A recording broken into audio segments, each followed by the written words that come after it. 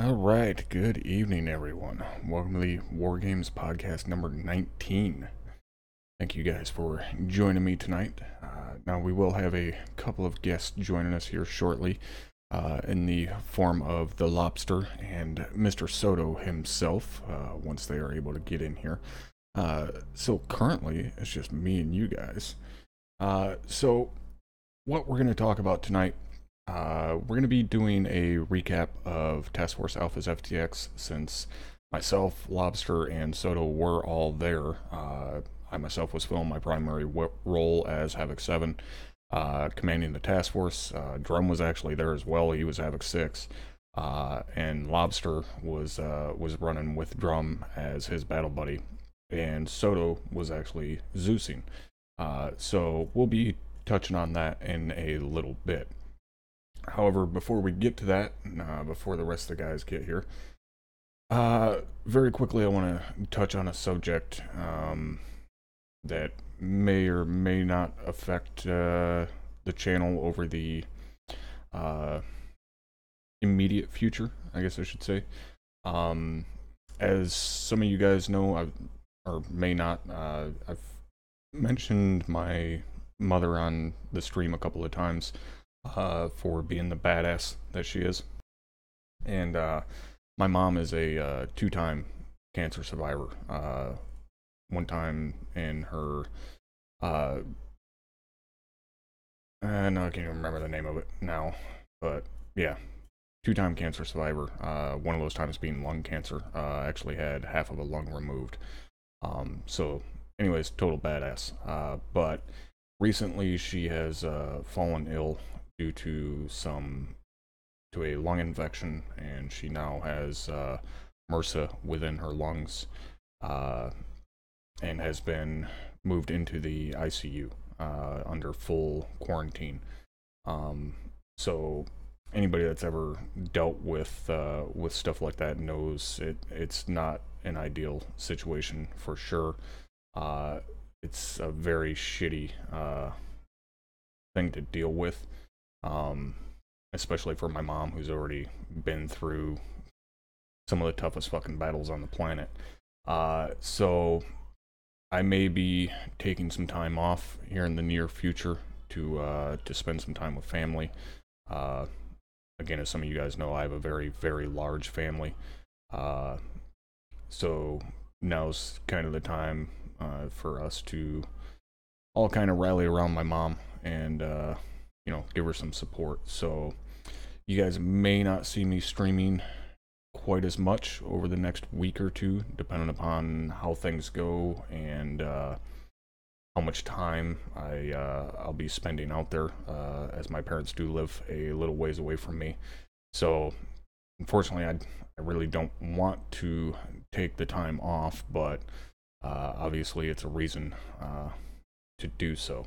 So yeah, basically don't be worried. I'm not shutting the channel down or just stopping creating content or anything like that. It's just gotta take some time off for mom, and I'm pretty sure she's gonna pull through it because, like I said, she is a total fucking badass that makes me look like a little bitch. So I'm pretty sure things are gonna work out. But yeah, just gonna be taking some time off probably, and hopefully, when I'm back in the full swing of things, it'll be like I was never gone. And as I'm rambling on, the myth himself, Mr. Soto, has joined us here in the virtual studio. Welcome, Mr. Soto. The what himself? You're like a myth at this point, because, I mean, it's, I've been trying, pretty much every week to get you on all the time, and it's like, does this Soto guy really actually exist? I'm not sure. All we do is hear stories about him. We see a plane flying around, but we're not really sure if that's him. And thank you guys in chat for all of the support. I definitely appreciate it, as I have holy fuck, there's a plane flying overhead quite low. Apologies if that is if that is loud for you guys or if you can hear it. So Soto, I was just real quickly filling the guys in on some personal family shit that's going on. But what I wanted to start off tonight with, and even though Loster's not here, but fuck Loster. What I wanted to start off tonight with was kind of a recap of Task Force Alpha's FTX, because I was Task Force commanding, you were Zeusing. And anybody that didn't see Task Force Alpha's FTX, the primary focus of the FTX was proper identification of enemy vehicles and proper engagement of those enemy vehicles. So that is why the sandbox portion, I had Soto basically build the day 3 OSUT PID course to walk the guys through each of the vehicles, what their characteristics are, what weapons can and cannot do anything to them, and what those vehicles can do to us. So going into that, obviously, Soto, a lot of those vehicles you have first-hand knowledge with, not only working on the mod pack, but also the fact that you have to know how to kill each one of those vehicles from your perspective. How much would you say it differs in your approach to engaging a vehicle depending upon what it is? Is there a drastic difference for you when it comes to engagement of a BTR compared to, say, a T80? Yeah, I mean, it's vital. I mean, when you look at what we are doing in the air, I spend a lot of time staring through the pod because that's really the best way that I can gain intelligence, much like, a real A10 pilot is going to do. But, when I get a call for fire and someone says, okay, there's an MBT, well, that immediately, puts a whole different show on how I'm going to prosecute this threat. In all likelihood, I should not use the gun. I can miss. I'm not a machine. That kind of thing happens. You generally want to prosecute with a Maverick. Same thing if they call, some sort of AA threat, whether it's a Tunguska or a Shilka, even that changes the approach. An SA-19 means I need to stay way the hell away and take the longest shot I can with whatever I have, versus, a BTR or a BMP. I mean, you can shred them with the GAU 8 all day long. So yeah, I mean, it plays a huge factor in what we're going to attack. And very quickly to interrupt you there, we had somebody in chat while I was streaming Sunday night As I'm sure you've seen, Barba came in on that gun run on the Shilka, and they asked why would we send an air asset at an anti-air vehicle. And firstly, it was because it was well over 1,000 meters out, so we didn't have anything that could engage it because the infantry didn't have a javelin. They only had two Maus rockets, or two Maus tubes, and it's beyond the effective range of the Maus, especially up against what's considered medium armor. And he came in and hit it with a gun run. Now, it does seem, and I think that's because he was already out of Mavericks at that point, because he had killed multiple pieces of armor. But that does seem very counterintuitive to send an air asset basically into the fucking jaws of death, going up against something that's made to shoot down air assets. But one, gun is incredibly effective against a target like that, especially a target just basically skylining on top of the hill. You don't get much clearer of a shot on a vehicle. But two, that airframe specifically, the A-10, was designed to take hits from a weapon system like that. They went into designing the A-10 with that in mind, knowing that that airframe would go up against that specific vehicle. You have to remember the A-10 was designed to kill Russian assets. That when it was built in the 1970s, Cold War was still going on. The entire thing was made to kill Russian armor. So they knew they would be going up against Shilkas and those large caliber autocannons. So it's made to take hits from that thing. It's made to lose 80% of one of its wings and still fly home. It can lose an engine and still fly home. So that's why, again, it's not the greatest option. Obviously, the greatest option is to hit it with a missile. But when you don't have that, you've still got the GAU, and the airframe is still capable of taking those hits. Now, would you agree on that, being a pilot? Yeah, definitely. And that's something that, has been very, very carefully tuned as far as how it is in ArmA. I mean, by default, the A-10 is a little bit overpowered, so ours is actually backed off a little bit on the armor to where we can't take really the pounding that you would expect, or that, others have encountered. So we do have to be careful. But when you consider, we have to know what it is that we are intending to destroy. When you look at those 23 millimeter cannon versus the 30 mic on the front of the A-10, you say, okay, this is something. As long as I straighten up and fly right and do this properly, I can kill this thing with the gun. Same thing with the twin barrel 23s. If you're smart about it, if you don't just try to, get into a knife fight with a Shilka, you can take him on. The SA-19, totally different story, because those missiles are coming up at you. That's why it becomes so important for you guys to identify on the ground and say, hey, we got an AA threat, to which I'm going to then call back and say, what exactly do you have? That's going to matter on what I'm going to do here. Exactly. And like I told the guys in the sandbox, yes, the Shilkas are terrifying, but a Tunguska is still a much bigger threat, because it's not really a bigger threat to us. I mean, it's still, essentially the same fucking autocannon firing at us. But it's got 8 fucking missiles that can take out one of our air assets. So it is a much bigger threat to us in the sense that it's a bigger threat to you guys. So that is definitely one of those where you need to differentiate whether it's a Shilka or whether it's a Tunguska. And if we're capable of killing it, then we need to take care of it so you guys aren't putting your ass on the line to take care of it. There's even other little caveats to that too, like when you are talking about, distinguishing the difference between things. I've been on the phone with Avery, running up into an AO saying, we got an MBT. What kind is it? Because again, the GAU 8 will, make Swiss cheese of a T-72.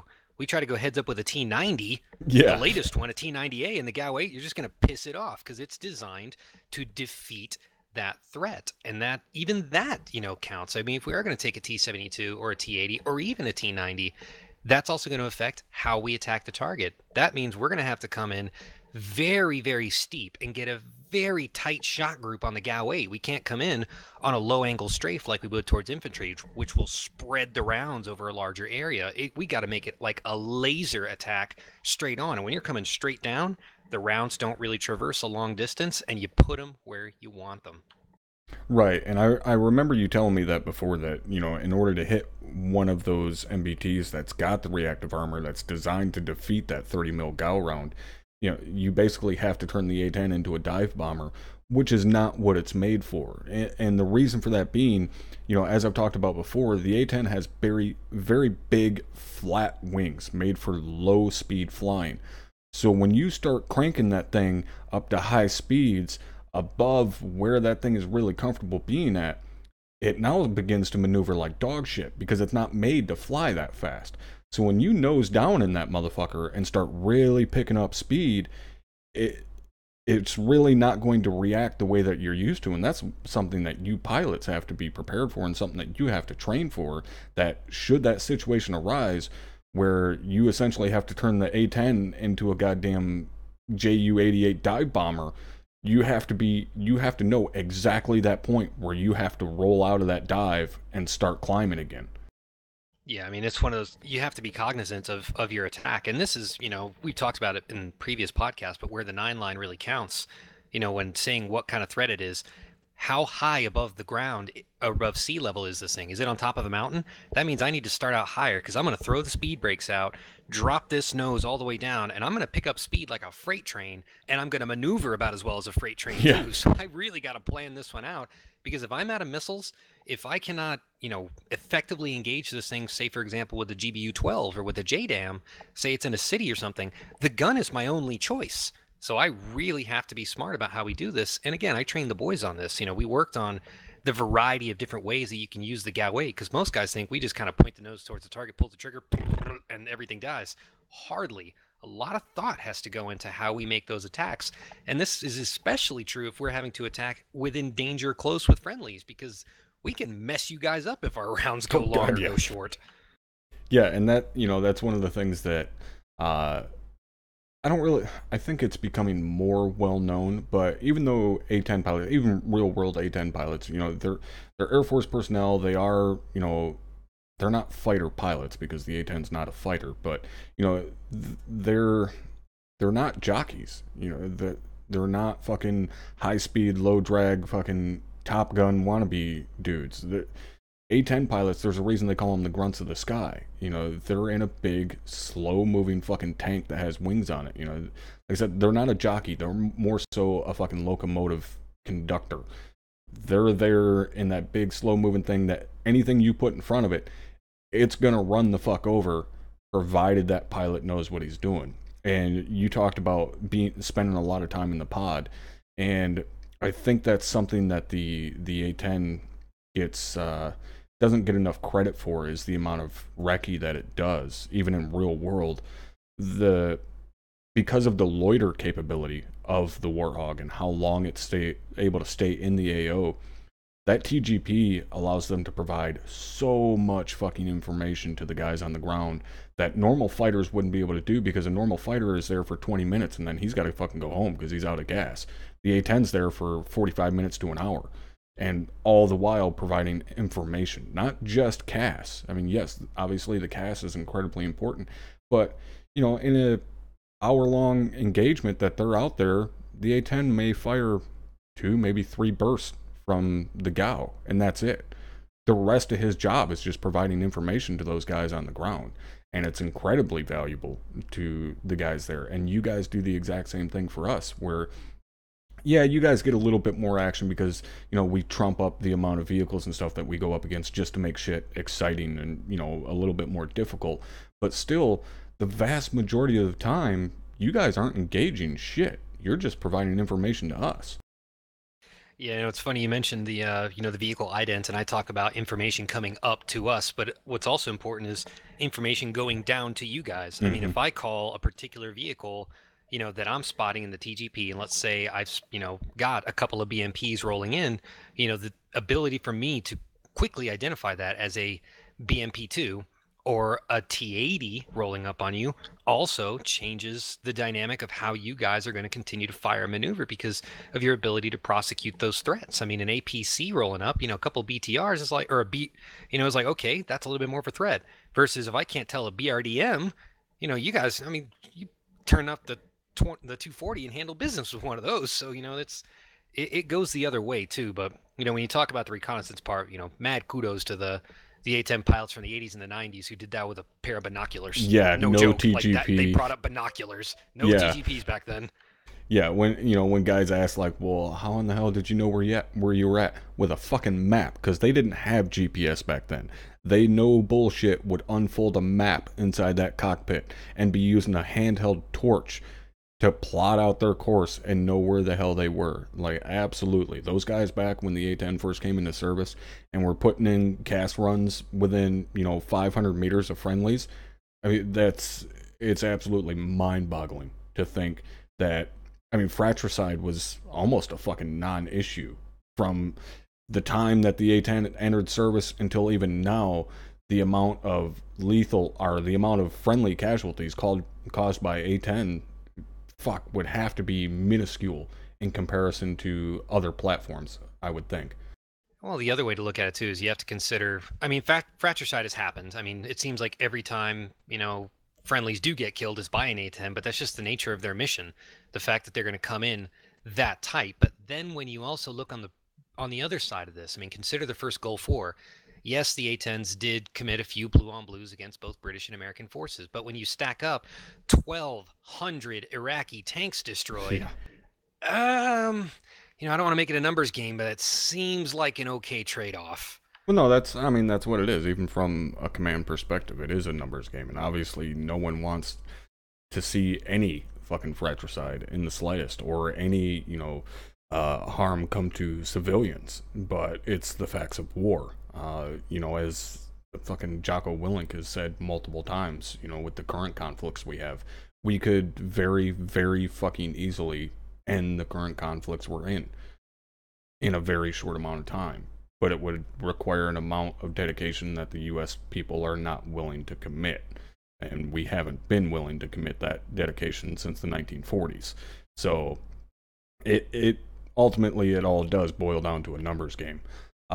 But to move off of that and go back into the FTX4 Task Force Alpha, the sandbox, we did the walking through the vehicles, and as I said, saying what we can and cannot engage them with, and so on.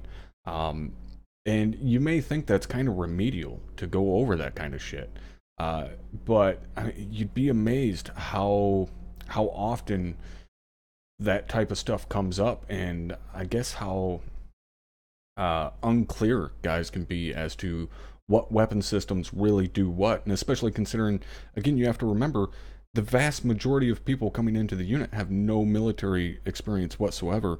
They've never even seen one of these weapon systems in real life, let alone handled them.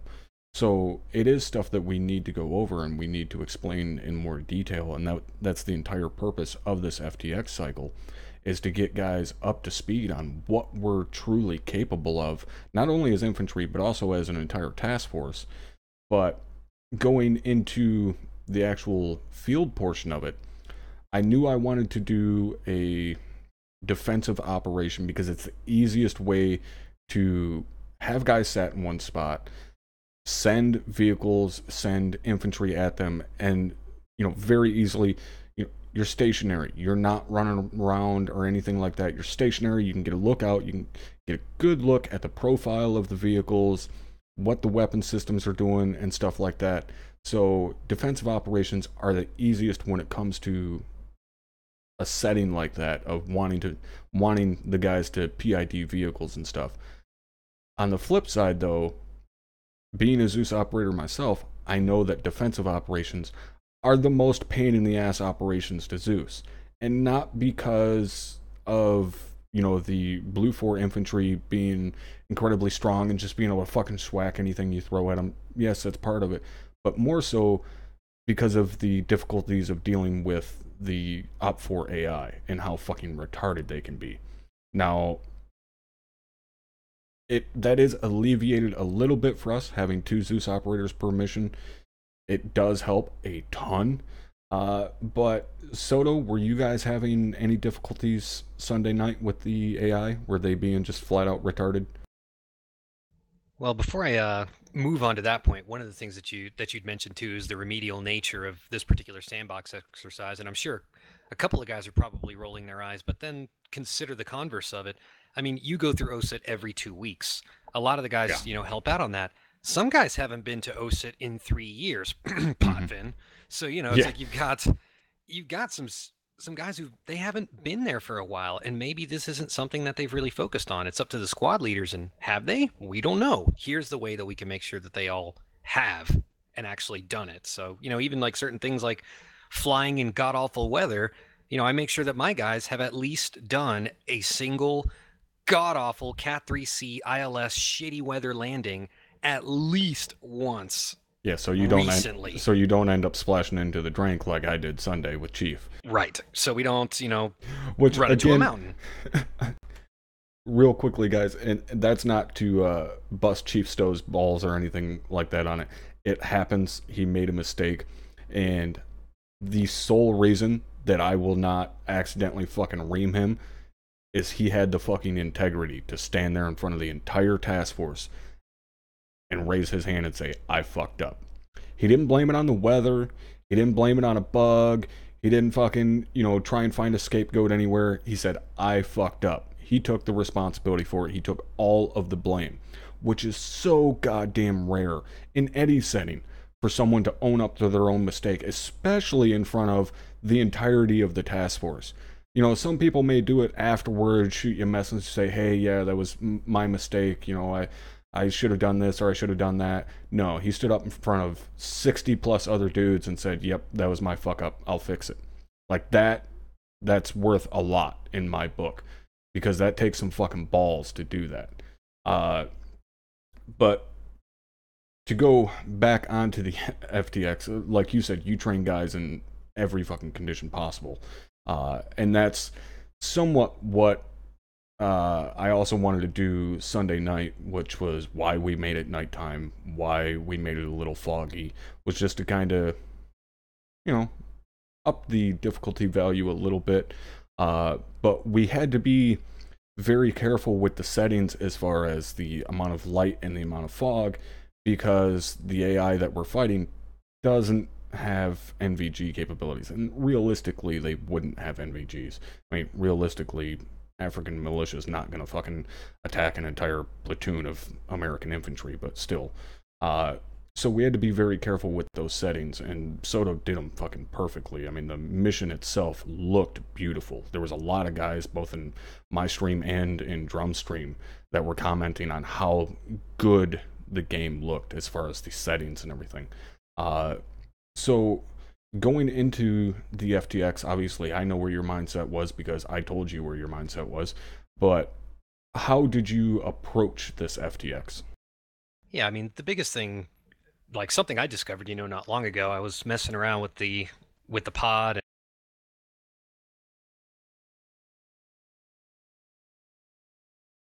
Messing around with the pod. Yeah, the settings, the date actually counts, whether it's summertime, whether it's a full moon or not. So that's where kind of that all came in. It's just knowing ArmA and kind of trying to get what you wanted out of it. But ultimately, our mindset on this one was, of course, to keep the challenge. That was a huge part of it. I know it's going to sound terrible, but Avery and I's goal was to see if we could get a couple in the wire. Like, that was it. Can we put enough pressure to break the line? That's where we wanted to be, to just show a crack in the armor, just so you guys, Havoc 1 could look back and say, okay, how did we arrive at this point to where this could happen? Because ultimately, if everything went all, clean and easy, perfect, what you don't can learn be learned? anything. Yeah. Right, nothing's going to be learned. Breaking one or two in the line, whiffing a Moz shot or two, little things like that, and now you've got some lessons to take for it. Like Deco's lesson to take is learn how to fly in awful weather. Some folks in the FTX's ways now is learn to watch your sector. I mean, it's like you said in the debrief of the FTX. No, sorry, Drum said in the debrief.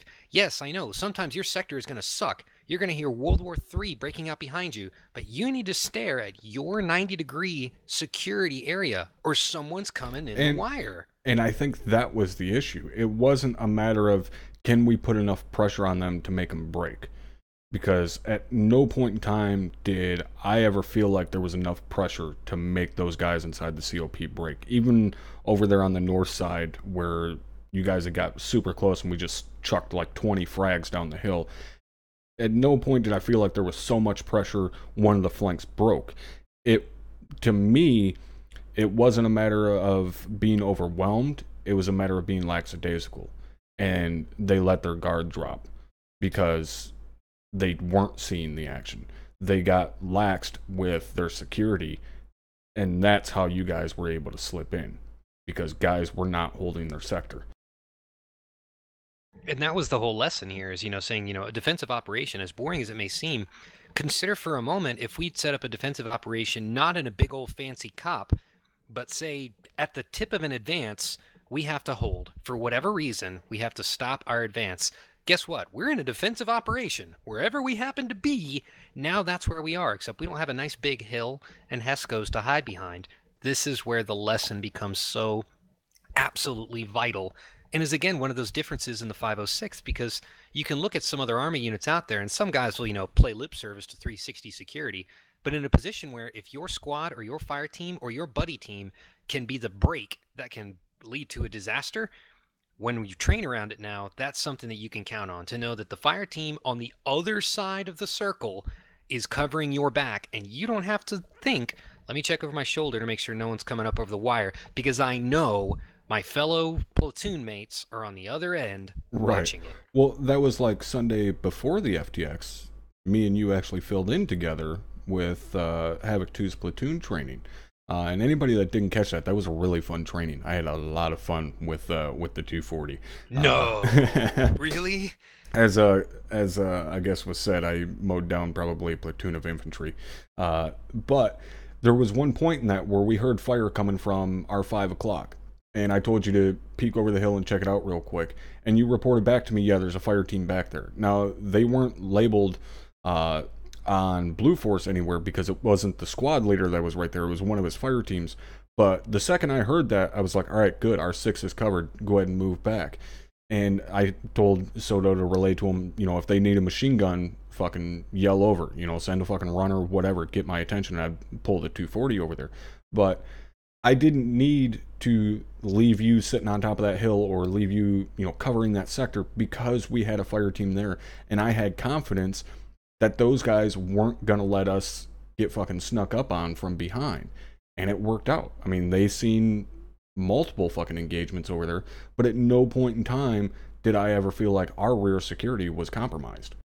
And on the same note, nor did we say, okay, there's hell on earth going over on the backside of this hill that we can't see, but we're going to watch our sector. At any moment, something's going to come streaming over across that bridge, and we're the gun. We've got the reach. We've got the arm to get out there and connect.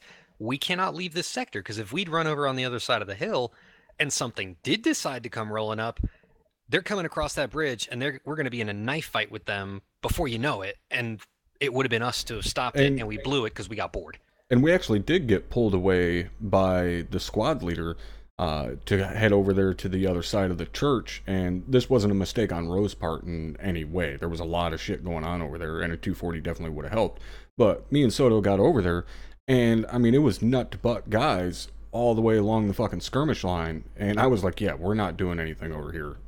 Let's head back. Let's pick back up our sector. And the second we left, another group picked up our sector from, I think it was 2-1. But as soon as we got back over there, I took my spot back. They, moved off of our line and picked up their previous sector again. So at no point in time was 360 ever dropped, but there was that situation where, we did leave to go to an area that was under heavier engagement, and upon reaching it, we're like, yeah, we're not going to aid this in any way. Let's go back to where it's boring. Even though it's boring, there's a good possibility it's not going to be boring for long, and sure as shit it wasn't. Yeah, naturally, we ran up on those guys, and once they did start to move on the axis, we were, well, I say you were engaging targets, 600-700 meters out, and I'm just sitting there through the vectors, calling bearing, calling windage, calling, the distance on it, where, I mean, some guys are able to connect out there with an M4, at the tail end of 5.56 range, but we were the only thing really able to do the damage other than those squads that were well forward of us to the south. We were the only real thing with a line of fire right down the bridge, straight on their axis of advance. And again, had we been sitting around trying to chase the action wherever we were, A, we can't move very fast with that 240, and B, we wouldn't have been in a position as good as we were to support our platoon. And that's, I mean, we might as well focus on this training for a minute because it was a really good training and it did show a lot of good points. And this isn't to so much fucking ring our own bell or anything, but we worked very well together. And one of the reasons that we worked very well together is because we were constantly communicating. The entire time that I was sending rounds down range, I had Soto in my ear giving me, ranges, telling me if I was on target, if the wind was carrying my rounds to the right, giving me bearings to the next target, so on and so forth. We were constantly in communication. And, when I wasn't firing, I was scanning and I was telling Soto, find me a target. And he was on it. As soon as something would pop up, I would be, getting fed the information if I wasn't already on target. There was multiple times that night where he was calling a target out to me as I was engaging it. So it worked out very well because of how much we were talking back and forth to each other. And that's one of the things, I do the same thing on the rare occasions that I fill in as an A gunner. I'm doing the same exact thing. I'm setting up pre-designated ranges, calling out, bearings, stuff like that, telling them if they're on target. And you may think it's kind of silly, but that constant communication and getting a good rapport going with each other, you're able to get rounds downrange on target so goddamn quick when you're just constantly communicating like that. I mean, there was nothing that day that could come from that fucking eastern sector that we weren't just going to mop up, with the exception of the BTR and the M113 that showed up over there. And if you guys watched the video, you'll notice that I immediately pulled back behind Defilade. Because, yeah, the BTR, I could have loaded my AP ammo and maybe punched through it. That's like right at the edge of fucking range for AP ammo being able to get through the armor. But the M113, I ain't punching through that armor. So there's no fucking sense in putting myself in danger or Soto in danger by engaging that BTR and the M113 seeing my tracers and engaging both of us with a 50. So I took the safer option and pulled back behind Defilade and just sat there and waited for them to take out the two APCs, and then we could go back to work. And all in all, I mean, the training was outstanding from my point of view. Well, and the lesson that can be learned from that for anybody who's watching it, I mean, it applies to so many of our machine gun teams, because that relationship between the gunner and the spotter is vital. I mean, you can't just do it on your own. You have to work together in those two sets of eyes. Yogi put a little bit there in chat with him and Lee's back in the old days. But they were a good team. They were highly effective, and that comes from that consistent communication, because the same lesson could have been taught in our static, defense operation that we did with this previous FTX. If the gunners for both the Maws and the 240 weren't absolutely in touch with their AGs, they cannot be as effective as they should be. We kind of joke, sort of tongue in cheek, about, like, when I arrived at the training, the donkey has arrived. That, we say it as a joke, but you're not just carrying ammo. Being an AG is not boring if you do it right. And if you do it properly, you will be as engaged as your gunner. The only difference is you're not pulling the trigger. But, for gunning down a platoon of infantry, I take credit for half a platoon of infantry. You can have the other absolutely. half, because that's just how it works as a team. Yeah, and I mean, granted, I didn't really need you there, but Yeah. I actually think I only took like maybe one or two belts from you. It wasn't much. I mean, I didn't really go through that much ammo.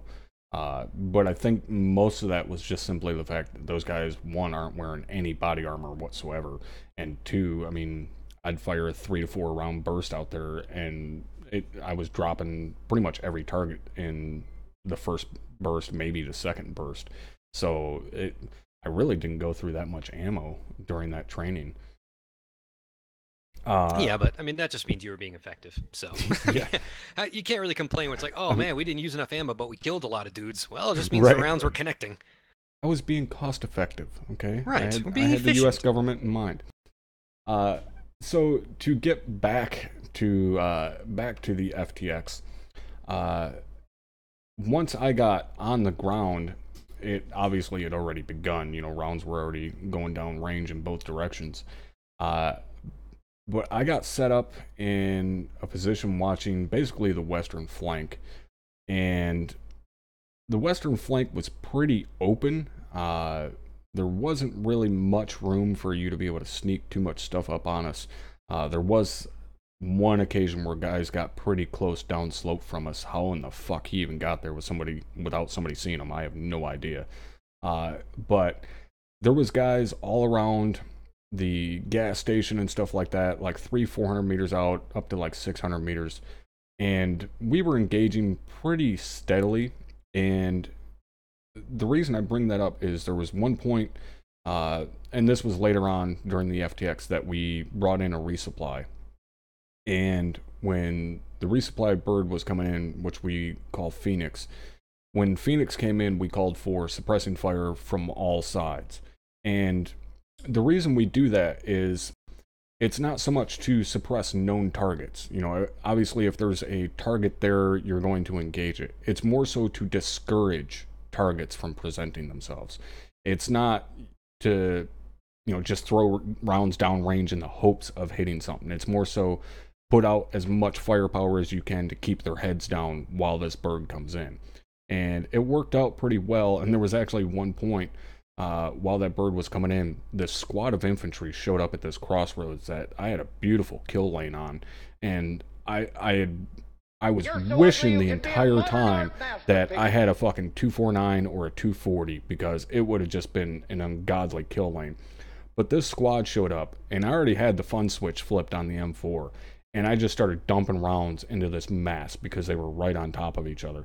And I dropped 5 or 6 guys with a single magazine just spraying into the crowd, which it's one of the main reasons we tell guys, like, don't bunch up. Granted, you can't really get that detail with the AI. But, you know, in a situation like that, had that been a group of our guys, had that been one of our squads that grouped up like that, and there had been an enemy MG covering that kill lane, they would have been mowed the fuck down. And that's why we're constantly talking about, you know, spacing and keeping spread out and stuff like that. And did you happen to see that firsthand, Soto? Or do you happen to remember the group of guys that I'm talking about? Well, when we're talking about the suppressive fire thing, you know, that's as insane as it sounds. It does work in ArmA 3. The AI responds to being shot at by hitting the deck. So, you know, I know like some guys, they'll see that and they'll go, why is the 506 just blasting rounds out everywhere within 800 meters of their position when this bird is coming in? Believe it or not, it works. I know because I was trying to get the AI to shoot at the helicopter, and they were like, no, Yeah, fuck why off. would I do that? And it was just one of those moments where the only way you're going to get him to do it is you got to remote a guy, stand up and be Rambo and just spray that AK 500-600 rounds and pray that you can maybe sneak a little whiz or two past the Blackhawk, make the pilot think about what he's doing. You know, you can't take your time. You got to get in there, handle business, and get out. But with regards to, you know, the guys you were talking about, yes, I did happen to see these guys coming up through the village. And, you know, when you mention, you know, being spaced out, watching, you know, where you are with relation to your buddies, you know, I know generally speaking, you know, that's not what Zeusing is about. We don't punish, you know, when guys make mistakes. But that's one of those mistakes where if I'm sitting in a PK or if I'm sitting in a cord or a disco and there's 5 dudes in a lane, you best believe I'm letting that burst go. I'm you need to learn today. That is not how you approach, you know, nice clean line for a machine gun to mow you down. You know, I'm not going to like chuck frags and stuff and be a dick, but for something like that, oh yeah, you're getting a burst full, and your medic's gonna be mad. And very quickly, Sarge, thank you for that 5-month resub and the support to the channel, and also the donkey himself, the OG donkey actually, which is where it all started. Right, Yogi donkey, with the OD. with the 5-spot says a donkey's role is to make the other guy look good, and he's absolutely correct. True story. And, you know, you mentioned that as far as punishment from Zeus. And I think that's something that guys maybe don't quite understand completely when we say it's not our job as Zeus to punish a mistake. And for us as Zeus operators, what we mean by that, by not punishing someone for their mistake, is you may see like some Zeus operators see guys like clumped up, and they'll just drop a mortar on them just because they're clumped up. There's no tactical reasoning behind it or anything like that. It's just, oh, those guys are clumped up. I'm gonna kill them because I can. That makes no sense. Like, yeah, you're punishing them for, bunching up, but for all you know, they're bunched up behind a fucking 10-foot tall M wall and nobody has eyes on them anyway. So how in the fuck would that mortar crew even know to put around there? That's what we mean by punishing guys, is abusing your power as Zeus to punish those guys. Now, alternatively, if, like Soto said, you're currently remote controlling a PK gunner looking down a road and you see an entire squad moving down that road and you have fucking enfilading fire on them, yeah, you're going to mow them the fuck down because that's something the enemy would do and have the cognitive ability to do because he can visually see them. Alternatively, when you have the overhead view of Zeus, if one of the enemy doesn't have direct eyes on that and has no realistic way of knowing that they're making that mistake, how in the fuck are you going to punish that? There's no way they would know that's happening. So that's what we mean when we're talking about we don't punish people as Zeus. We don't go out of our way to, make them realize, oh, you fucked up. That's not what we're there for. We're there to act as the enemy commander. So that's why we don't directly punish people as Zeus. And I can't stand when Zeus operators punish people like that. It just pisses me the fuck off because it's like, dude, now you're going into the sense of metagaming and you're just being a dick for the fun of being a dick, especially when it's people that are doing it in like videos and streams and shit like that, because now you're just pandering to the fucking mouth breathers that are watching you that are like, yeah, nuke them, because those happy fucking half-tards aren't in the missions getting raped themselves. So of course they think it's funny. I can't stand that shit. So I guess going back to kind of my original question is, you said you were trying to get the AI to fire at the bird and they wouldn't because we were suppressing. Was there any other difficulties you had with the AI on Sunday night? Were there instances where you were trying to get them to push forward and they just won it, or the vehicles weren't listening to you? Was there, that typical shit going on for you? Yeah, there's going to be a few things here and there. I mean, the solution that I've kind of found, especially with this particular faction that we are using as the opposing force, is rather, when dropping a squad, let's say I'm going to drop a platoon's worth, for example, I'll hold control and drop two squads and have them be one big squad and control the squad leader. And that Mm-hmm. is a much more effective way of getting them to move instead of having two smaller squads trying to control one, jumping out, controlling the other, trying to pull them forward. Because I was able to spend a lot more time remoting this op because I'm not having to fire and maneuver against the Right. task force. So Avery and I were both really working towards that. And especially so for like the armor pieces. Like when we parked up that T-72 about Oh, you mean the 1.3 clicks away. T-72 that fired a fucking tank shell about a meter over my shoulder? Oh, I almost got Cherry Dickhead, in the you were head. aiming for me. Yeah, no, I almost got Cherry in the head. He's got a great screenshot of it where I just put the round and it just went, I mean, zipped right by him, and he just sees this hole of this 125 mil. Anyways, so I Yeah, digress. well, it was I pretty put the much the tank up same. there and It was pretty much controlled the it. same for me because you don't listen to Company HQ Net when you're Zeusing, but I immediately went over Company HQ Net after that round zipped by me, and I was like, I'm pretty sure I just read the fucking manufacturer's name on that tank shell. Oh yeah, you definitely knew where it was coming from. But those are those kinds of situations where, when you're really trying to move into a fixed position like that, dropping them down as one bigger squad rather than just normal squads like you would have really made a huge difference in being able to maneuver the enemy in the way that I wanted to. Ultimately, again, it was about probing different areas of the defenses and finding out, okay, where can we make a crack? Like, where can we teach this point of cover your damn sectors? How creative can we be within the confines of this particular faction to make things work? Because without having any way to dislodge you guys from it, we just had to be smart about it. So, of course, RPGs are flying, HMG trying to get on the back end of M4 range to where the 240s and the AGs have to do their thing. That's really where the challenge was. But again, in a defensive operation, we can be a little bit more creative because of the nature of it. We have to remote control. As a result, we can be more human-like as far as Right. firing. Because if I'm holding a PK, or if I'm in a cord or a dishcum, and I'm 1,500 meters away, I can't aim at a point target. I'm just spraying into those Yeah. Escos and praying I stick to something. Yeah, you're just trying to make someone think about, hey, do I really want to sit in this position? And you talk about being more human-like, more realistic. And the tank is something I want to get to as well, but you mentioned the RPGs flying. Those assholes up on the fucking hill at the villa or whatever we were calling it, or actually it was right below the villa, the one asshole you had up in the building who would step out, fire an RPG, and immediately get back indoors. That is so goddamn realistic. Like, anybody that doesn't have any experience with it, like, that's exactly how it fucking happens. Even Why with would your rifles. dumbass just sit out there with an RPG Right. tube with the back blast showcasing your position for the whole universe? Hell no. You launch that son of a bitch. You don't take a point shot aim. You go, okay, that's in the territory. Let her rip. Right, and that's, I've talked about this before, like, one of the reasons we hip fire so much is, this is from personal experience.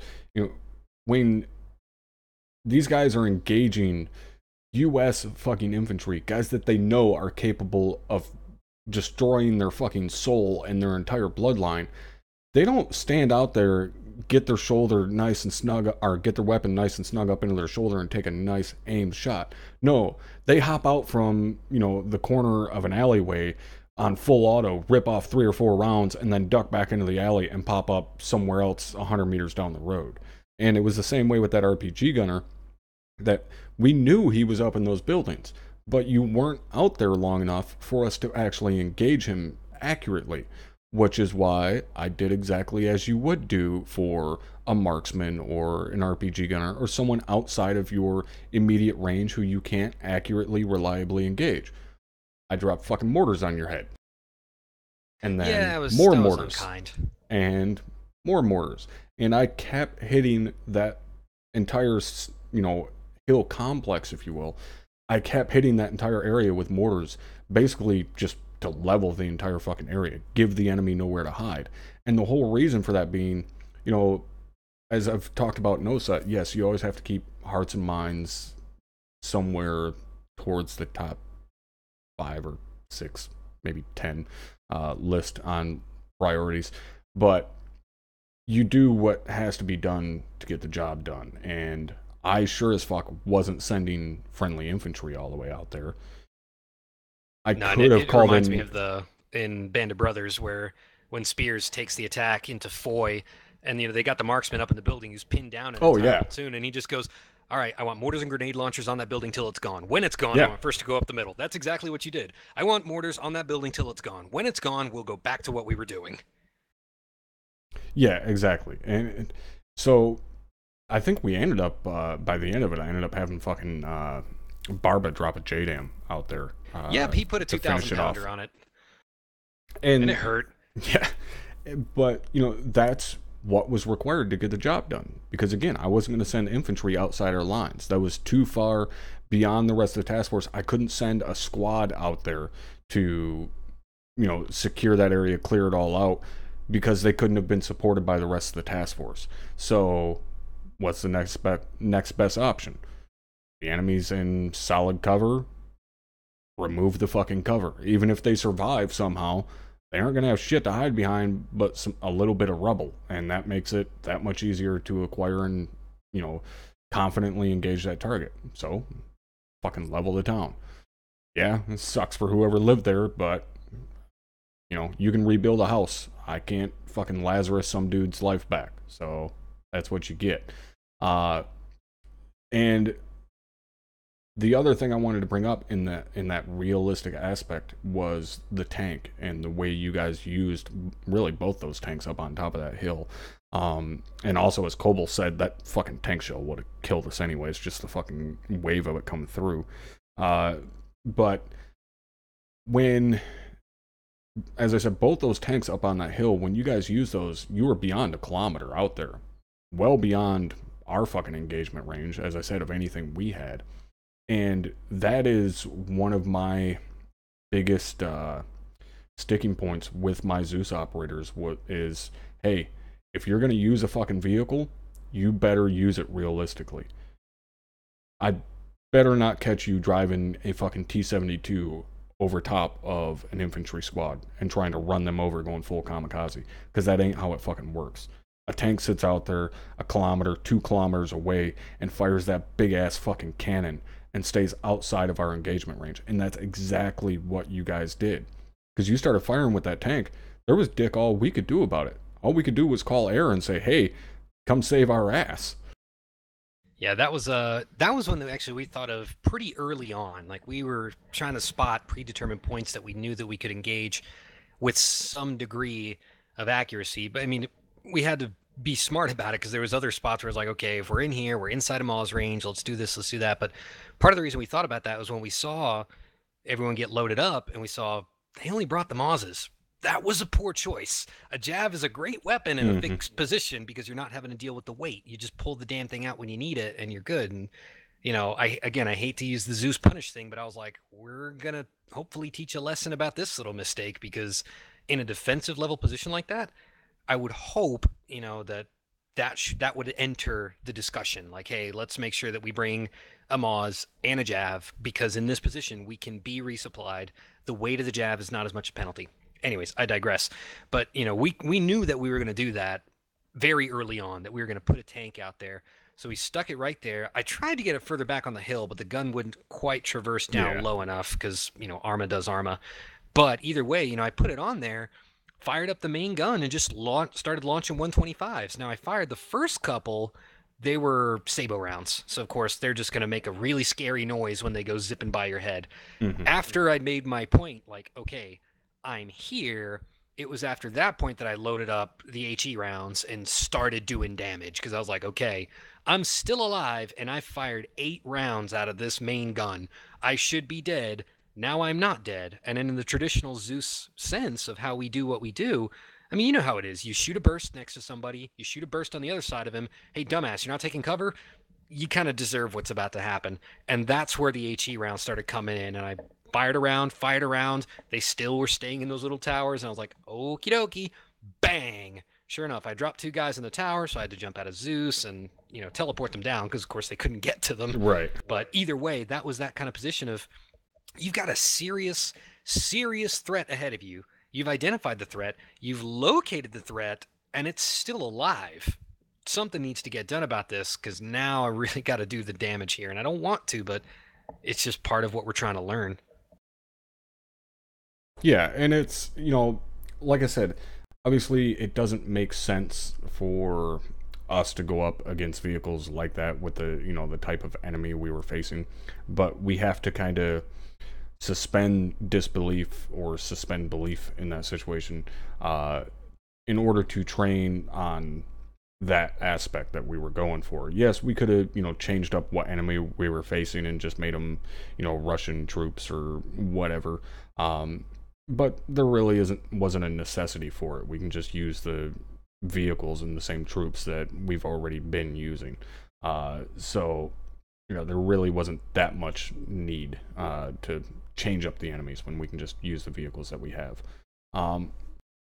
So the next thing I wanted to go over is, as you said, you did get a couple of guys inside the wire. One of them almost giving me a second asshole. Was that you or Avery controlling him?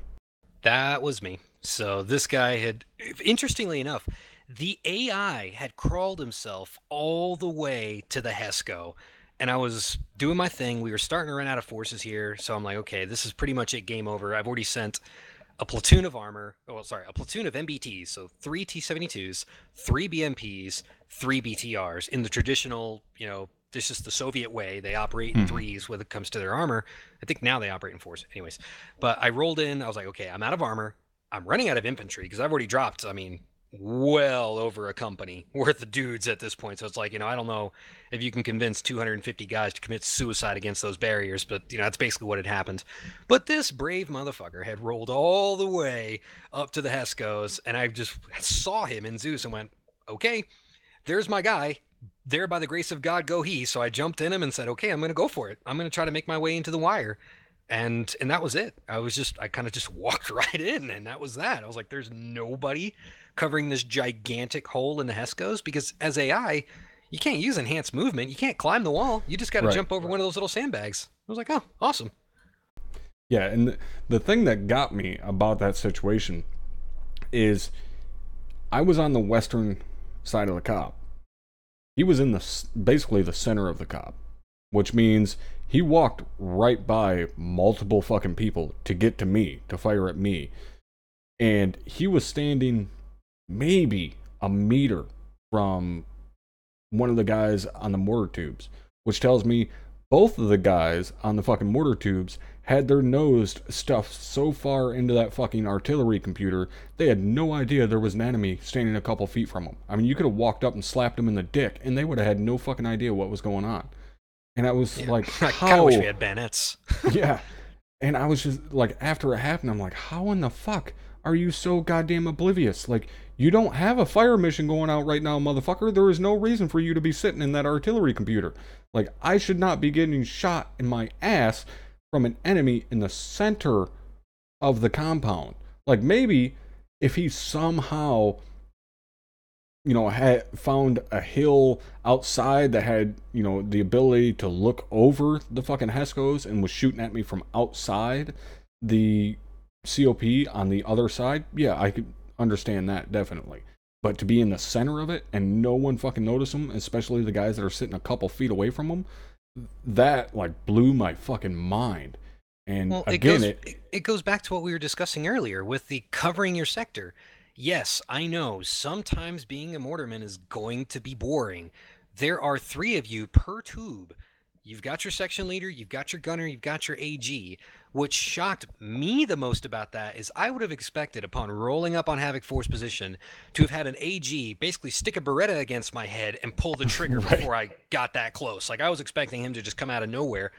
And there wasn't a soul. I was like, I could have gunned down the mortars and had time to turn around and drop you and Doc if I'd have felt like being a total dick. But it was one of those things where I thought, I think the lesson is going to be learned, because this was now our second guy who broke in the wire. Avery broke in the first guy in the wire. I got the second one, and we ended up getting the third one.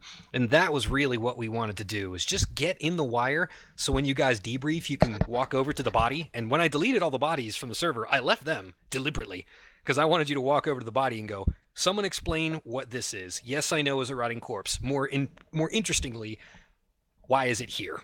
Kind of thing. well, I didn't even wait until the debrief. I did it during the fucking FTX. But I didn't see the other 2 that got inside the wire. It was, in places I was not. But I do know that you guys got very close, or maybe got inside the wire up there on the north side, because I ended up pushing up there, when we threw all the frags over. And then we ended up sending, I believe it was 1-3 down slope to clear out those couple of little buildings. But that moment there where we threw all the frags down slope, that was that was a definite kind of Alamo situation there for a second, where I didn't know for sure how many guys were down slope. All I could hear really was Drum saying that there was still enemy down slope, and me and him both instantly started calling for frags. Like, throw fucking frags down there. Every single motherfucker over here, throw a frag down there. And I mean, it looked like the fucking 4th of July suddenly went off on the north side of that COP, because there was every bit of 10 to 15 frags all going off within a couple of seconds of each other. It was like they were all fucking daisy chained together, which was pretty cool from my perspective. Was there anybody still left down there at the point when we threw those frags? Oh yeah, definitely. We had about we did the same 2 squad tricks. So we started out with about 16 men trying to make it up that hill. And again, they were doing a low crawl through it.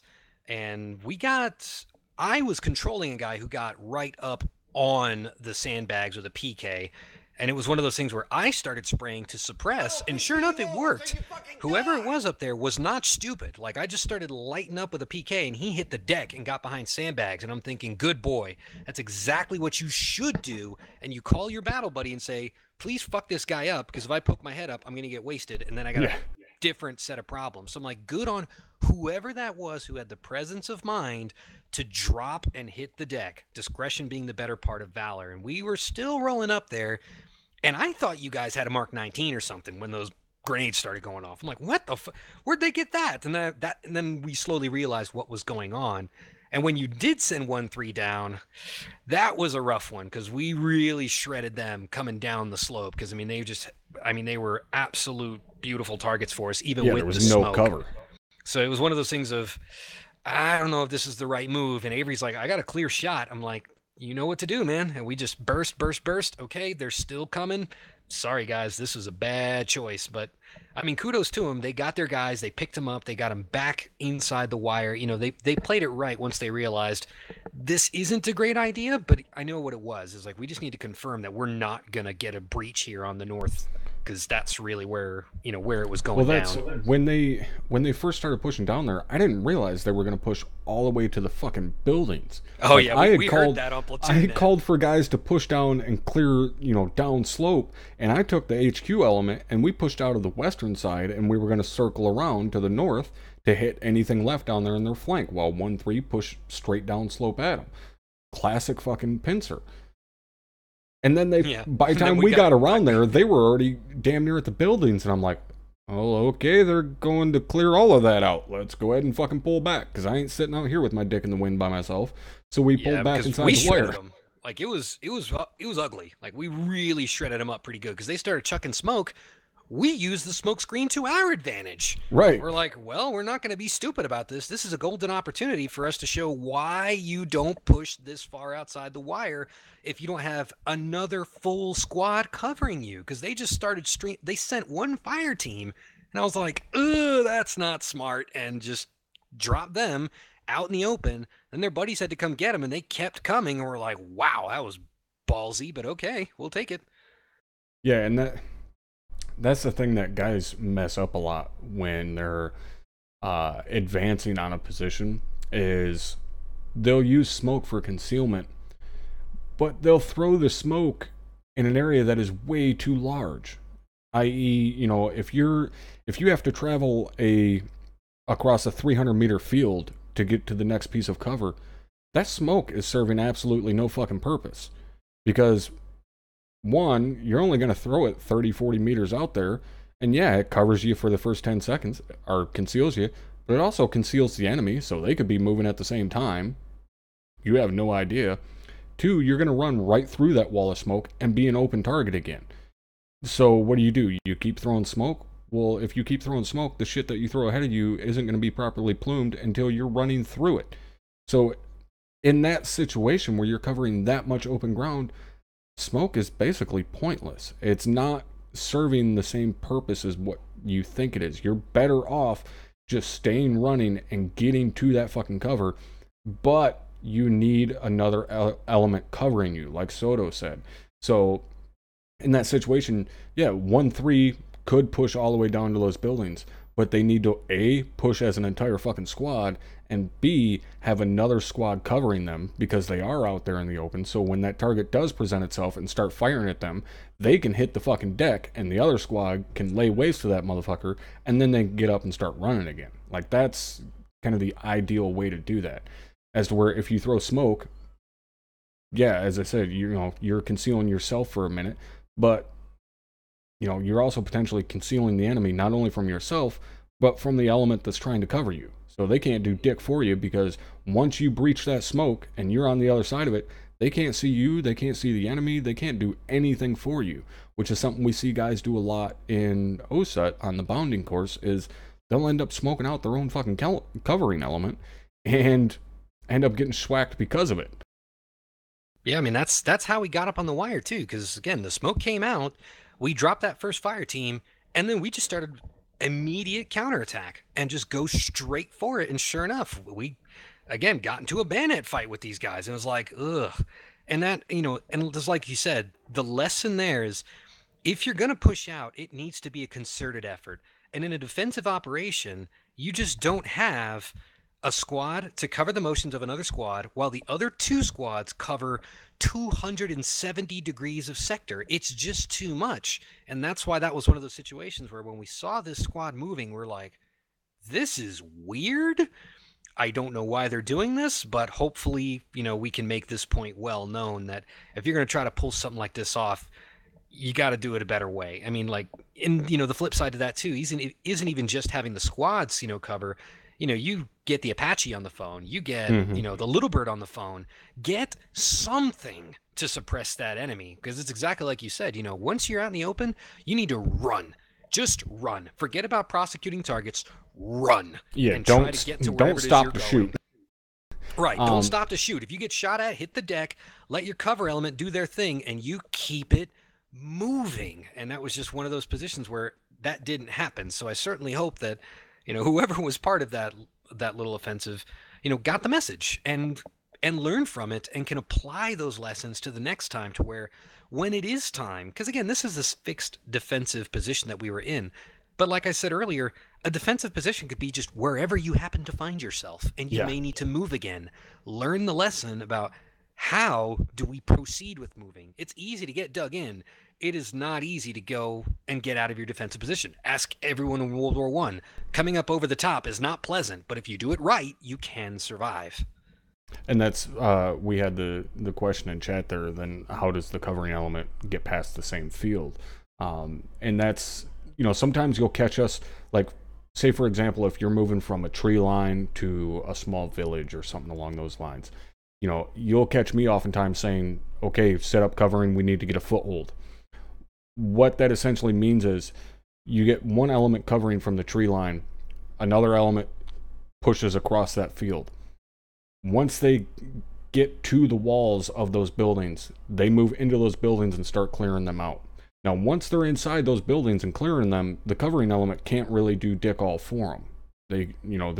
They can't see them. They don't have direct eyes on them. If a target comes out of a door or something like that, then they can prosecute. But once those guys get into those buildings, clear them out, and then can get up on rooftops, get in alleyways, set up kill lanes, stuff like that, now they're the base of fire. Now they eliminate any target that presents itself while the previous covering element moves across that same field. That's bounding Overwatch. That's how it works. So that's why, like I said, oftentimes, when we're in that situation where we're assaulting a town or something along those lines, you'll see us set up a position called an SBF, support by fire. That's what it's there for. They provide support while the assault element pushes in, gets us a foothold in the area. Then at that point, the assault element by default kind of becomes the support element until the support element is able to push up online with them. And then you just keep going over and over. You just keep doing the same process over and over until you're done. I mean, that's a very basic explanation of how it works, but that is the fundamental of fire and maneuver, or of bounding Overwatch, really. And that's what we try to practice. So we also had the question quite a while earlier that I wasn't able to get to. If there was anything we could have changed about this last FTX, what would you have changed, Soto? If there was any one thing you could change about the last FTX, what would you want to change? The biggest thing that I would have wished for, I mean, the location wasn't perfect for use of vehicles, and that's really what I wanted to work for. Was I wanted to get like a BMP or a BTR or even a BRDM moving perpendicular to our guys at about 600 meters. So say flanking from west to east, 600 meters out, and see who was going to have the balls to take the shot, Take that moving and shot. connect and miss and learn, okay, that's something I need to work on, is how to lead and hit a moving target, because that is hard to do. That's where you and your AG really have to work on it. So that would have been the biggest thing. Is I do wish I had a bit more maneuvering room. Plus, all the different bodies of water did restrict, and I had a lot of choke points on where I could have moved stuff. But that being said, yeah, it's just the use of vehicles. While it was okay, it wasn't perfect. That's what I would have liked to have changed. Okay, that definitely makes sense. And like you said, to set up that broadside shot of a target moving, it is incredibly hard to do. Yeah, that would have been a good situation, I guess, to have arise. For myself, really off the top of my head, I can't think of anything mission related that I would have liked to have changed. Other than, I mean, I would have liked to had the towns a little bit closer to where we would have been forced to push out there as infantry to clear out those towns. Uh, Mostly just because I'm selfish and I like CQB. Uh, but really, that's it. I didn't like the openness of everything. I would have liked everything to have been a little bit closer to where we were at. But how we were set up and where that COP was at, I mean, that was pretty textbook as far as a defensible position. With exception to the one large hill that had the height advantage on us.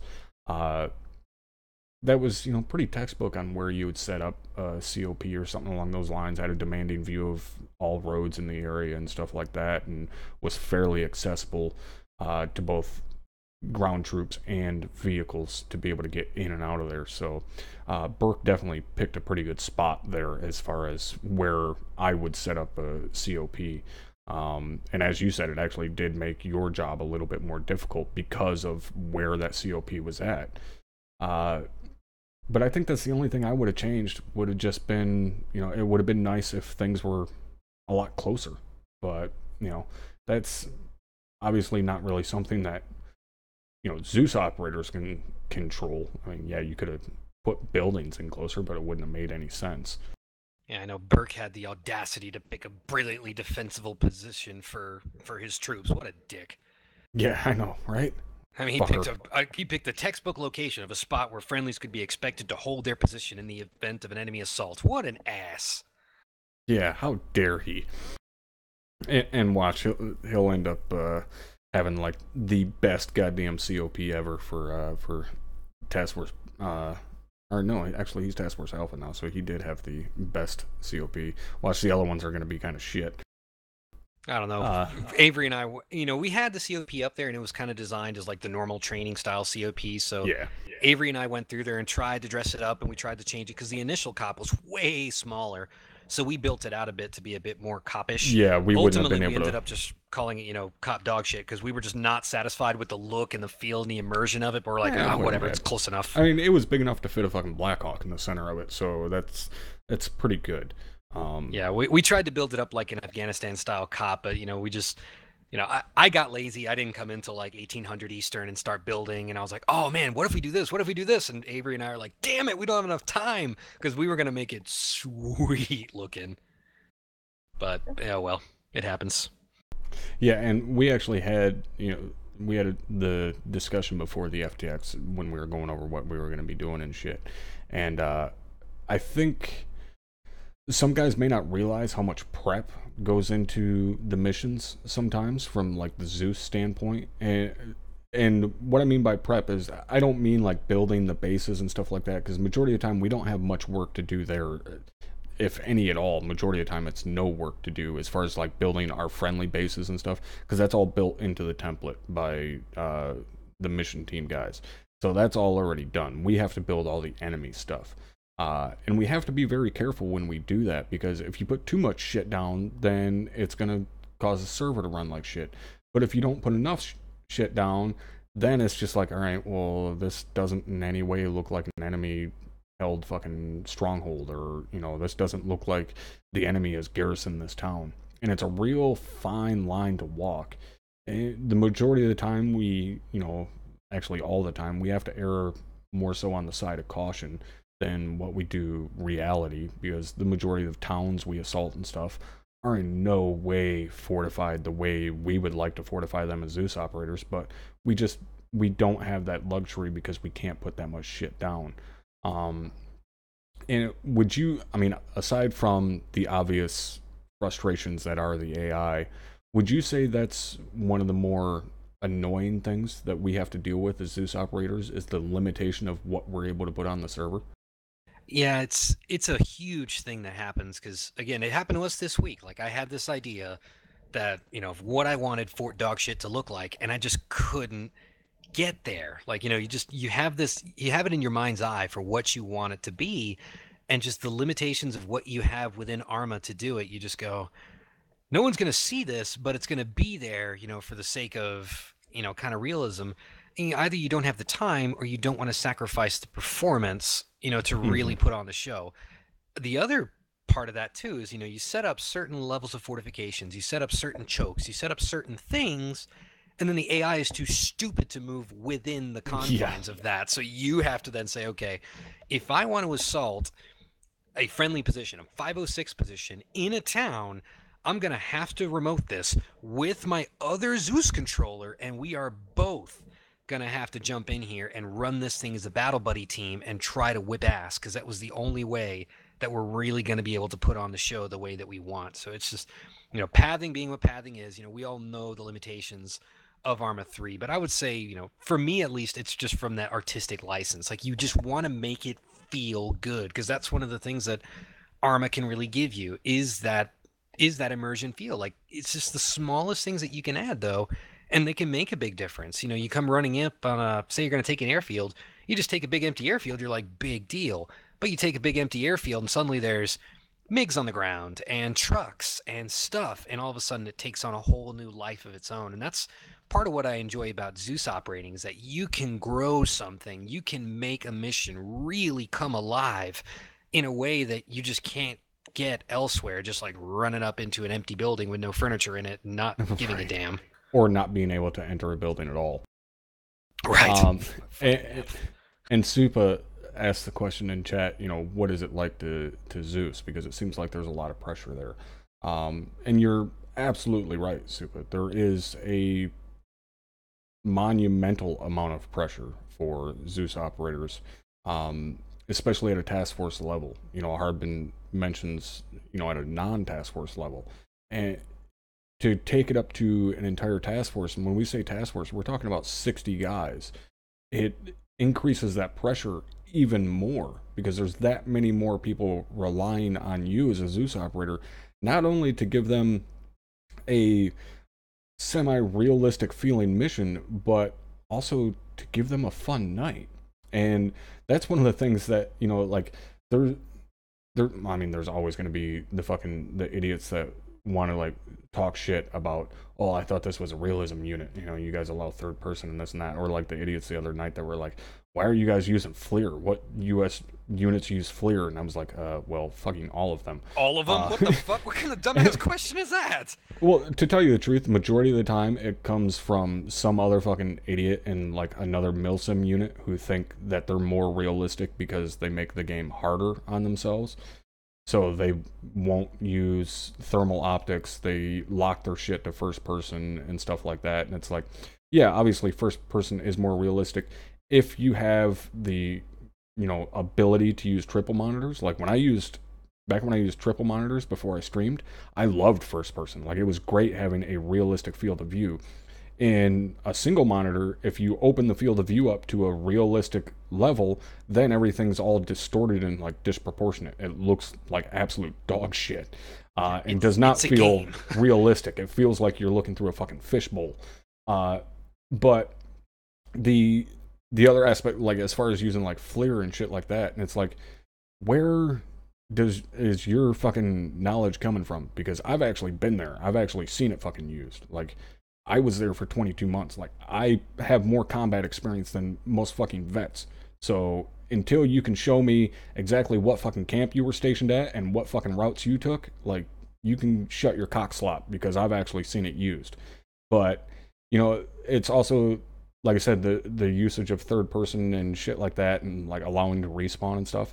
It's like, that's exactly why it says in our mission statement on the front fucking page of the website, when a decision has to be made between realism and fun, we are going to err on the side of fun.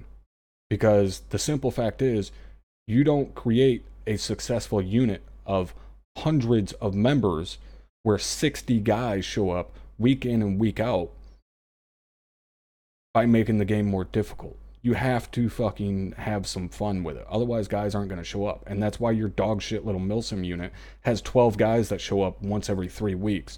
And we have so many guys show up that an hour before the fucking mission start time, every single slot in the entire task force was already full.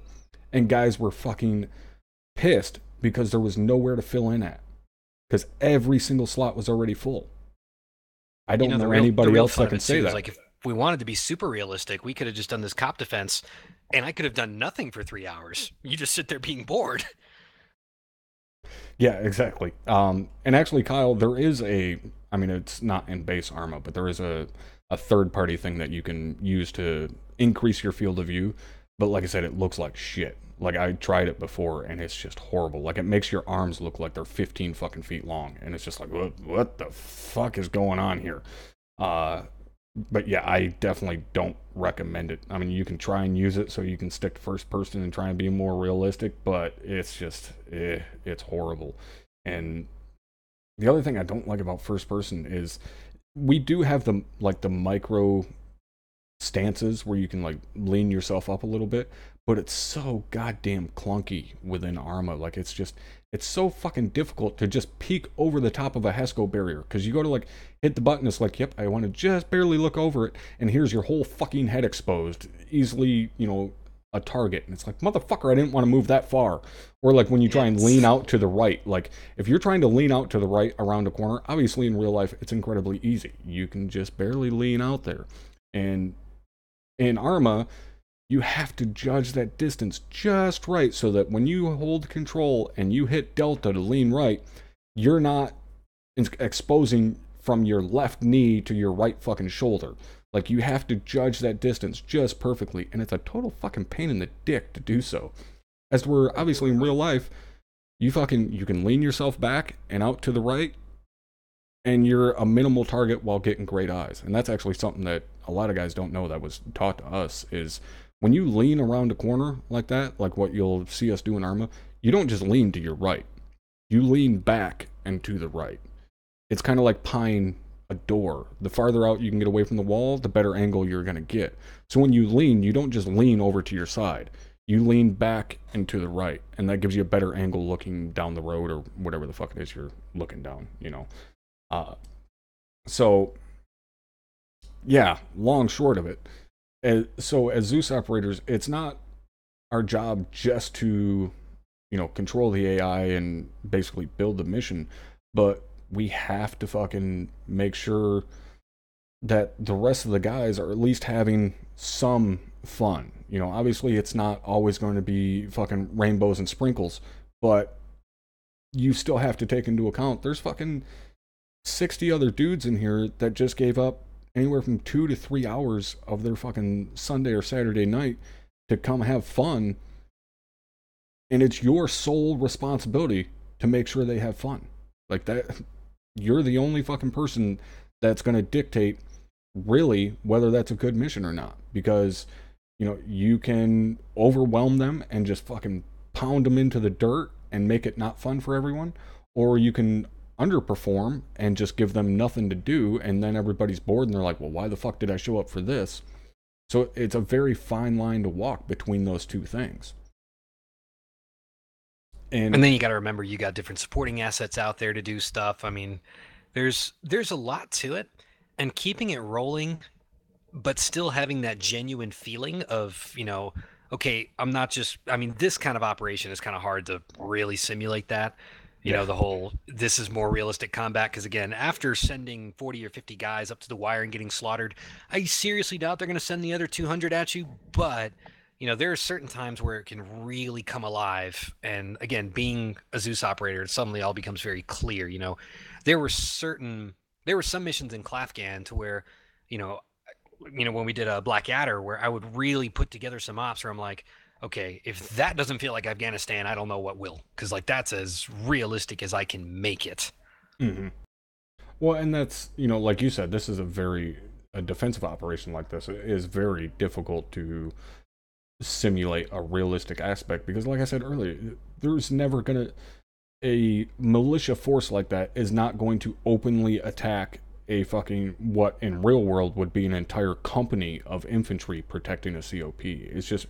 not in an open attack like that. Like little hit and runs, yeah, absolutely. Like there was multiple times where we'd get hit with 2 or 3 mortar tubes. Not infantry out in the open attacking. No, it would be guys with a fucking mortar tube set up in the back of a fucking taco truck. They'd chuck 3-4 rounds out there and then disappear. And you wouldn't see them again or hear them again for 5-6 hours. And then they'd show up again, dump a couple rounds out there, and then disappear before the fucking Apaches could get up in the air and fucking smoke them with the cannon. So, you know, that is much more realistic. Is it fun? Fuck no. No one wants to sit there at the COP and do absolutely nothing for 3 goddamn hours, and in that 3 hours we have 4 mortars launched and 2 of them actually hit somewhere in relative danger to us and don't actually injure everybody because we were actually sitting in the fucking shelter waiting for the fucking all clear siren to be blown. That's realistic. Like, that is 100%. Oh, mortar tubes are firing. First 2 rounds impacted. Everybody to the shelter. Into the shelter. All right, let's do our head count. All right, everybody did the head count. The fucking guns are taking care of the rest of the incoming mortars. Doesn't really matter because I only got 2 inside the wire. The other 5 of them landed fucking 200 meters outside the wire because they're retards and don't actually know how to work a mortar tube because they haven't actually been trained, except for by some 80-year-old guy who was fighting the Russians 3 decades ago. All right, we've been here for 20 minutes. Oh, there's the all clear. All right, let's go back to work. Nice. That's a realistic engagement. No bullshit. Or you're outside the wire. All right, we're working away. Oh, there was a shot. Was that at us? No, I don't think so. Hour and a half goes by. There's another shot. Yep, that one was at us. Let's get inside. All right, go inside. About an hour goes by. There was another shot. Yep, we found him. All right, roll up the gun truck. Gun truck here. All right, he's in that building. Level it with 50. 30, 40 rounds go out. The entire building drops to the foundation. All right, send a team up there to fucking clear it out. Team up there. Yep, we got the body. You got the rifle. All right, take the rifle, destroy it.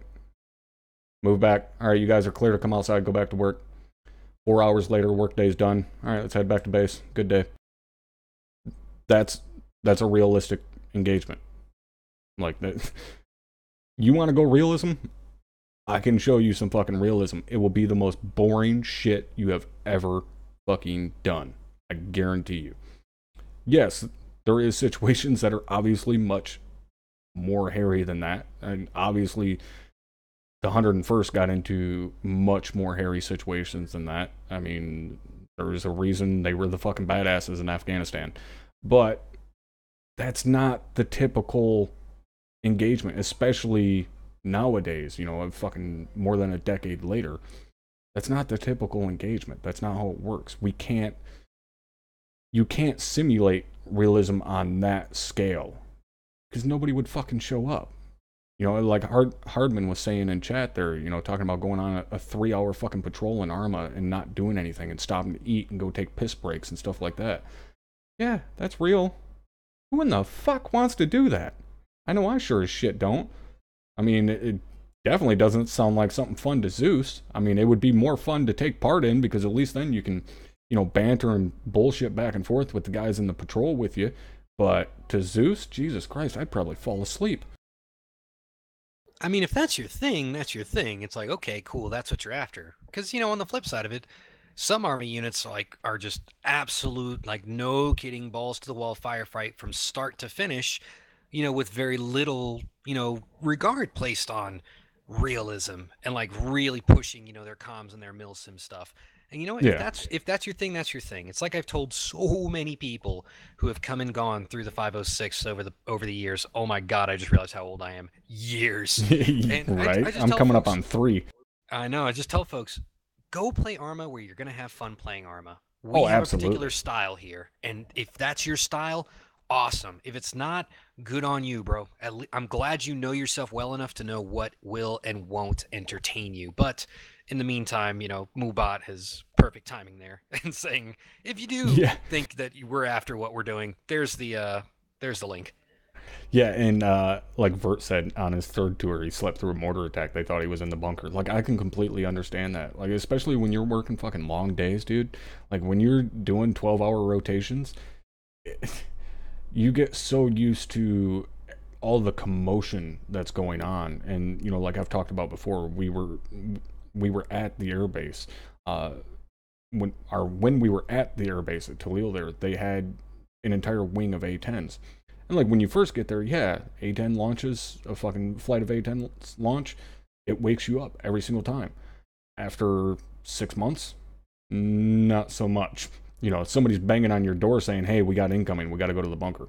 So, you know, that's realistic. But, you know, you had mentioned as far as the, you know, going to where you have fun. Like, absolutely. And, like, you know, the other night in chat, I know there was, or no, actually, I think it was video or something. I can't fucking remember. But anyways, there was somebody wanting to fucking talk shit about how I busted Burke's balls about not dressing me by rank and name at the debrief. And guys were like, he's a fucking officer. He can address you however he wants. And I was like, yeah, that's absolutely true. I've never seen a fucking lieutenant that would have the balls to disrespect a first sergeant. And like said something about, well, if you were never military, how would you know? Because obviously they don't know my history. And it's like, yeah, I know I wasn't imagining the day I watched a fucking E8 ream a fucking lieutenant right in front of a fucking lieutenant colonel. Think that lieutenant colonel said a fucking thing to that E8? No, because he knew that lieutenant fucked up and that first sergeant was about to rip his fucking head off, and he sure as shit did, and nobody said a fucking word. The lieutenant apologized to him and said, yes, first sergeant, I am sorry. That's how it fucking works. And it's not, in that situation, it's not a matter of, you know, who outranks who or, you know, shit like that. That was a matter of respect. That was a second lieutenant who was like probably, I don't know, 22, 23 years old, maybe a little bit older. And that first sergeant had spent his entire life in the Army. There was no goddamn way that lieutenant was getting away with saying what he said to him. And that colonel that was sitting there wasn't getting involved. He was like, yep, nope, this ain't my fucking problem to solve. If I need to step in, I'll step in. But he didn't need to. But that is the way shit works. Yes, rank does obviously come into play, and I guarantee you, if that lieutenant were to, you know, say, hey, we're heading over here or whatever, that first sergeant would say, I'd advise we go over here, and that lieutenant would probably listen. But if that lieutenant stood his ground and said, no, we're going here, yes sir, I'll get it done. But in that situation, no, there wasn't any, I guess, wrongdoing there. It was very fucking realistic, and in fact, me and Burke laughed about it afterwards, because he was like, thank you for busting my balls, because I would have done the same thing. Top, man. I mean, it is what it is. I mean, much like the real military, NCOs run the unit, and they really do. I mean, the day-to-day of everything here in the 506, without good squad leaders, without good NCOs, I mean, we wouldn't be able to operate the way that we do. Yeah, yeah, exactly as Vert said. You know, I mean, I know Vert's obviously a combat vet, and you know, he spent 17 years in, and never seen a lieutenant that would have the balls to disrespect a first sergeant. And the reason for that being, guys, is it's not a matter of, you know, yeah, lieutenants at platoon level and first sergeants at a company level. It's not that at all. In no way, shape, or form is that. And as I said, you know, an officer obviously does outrank even a senior NCO and can tell them what to do. It's a sign of respect, because that lieutenant knows that E8, E9, whatever, you know, he knows that they've got the time in on them and the experience. And it's it's incredibly rare that you would even see an officer show even the tiniest bit of disrespect to a senior NCO because of that, because they know how much experience they have. And it's not a matter of, oh, I'm scared of that guy. It's a matter of they respect them and they admire them. At least in my eyes, they admire them for the experience that they have, and they know they're a great resource to learn from. And, you know, they know that those NCOs are there to back them up. And an NCO, if he's doing his job right, can make an officer look better. And even if that officer makes the wrong call, that NCO can step up, change the scale of things, and actually make that officer look better in the end of it by, you know, using his experience to that. And we don't get that so much here simply because of the fact that our officers all get commissioned from the enlisted ranks, all of our infantry officers.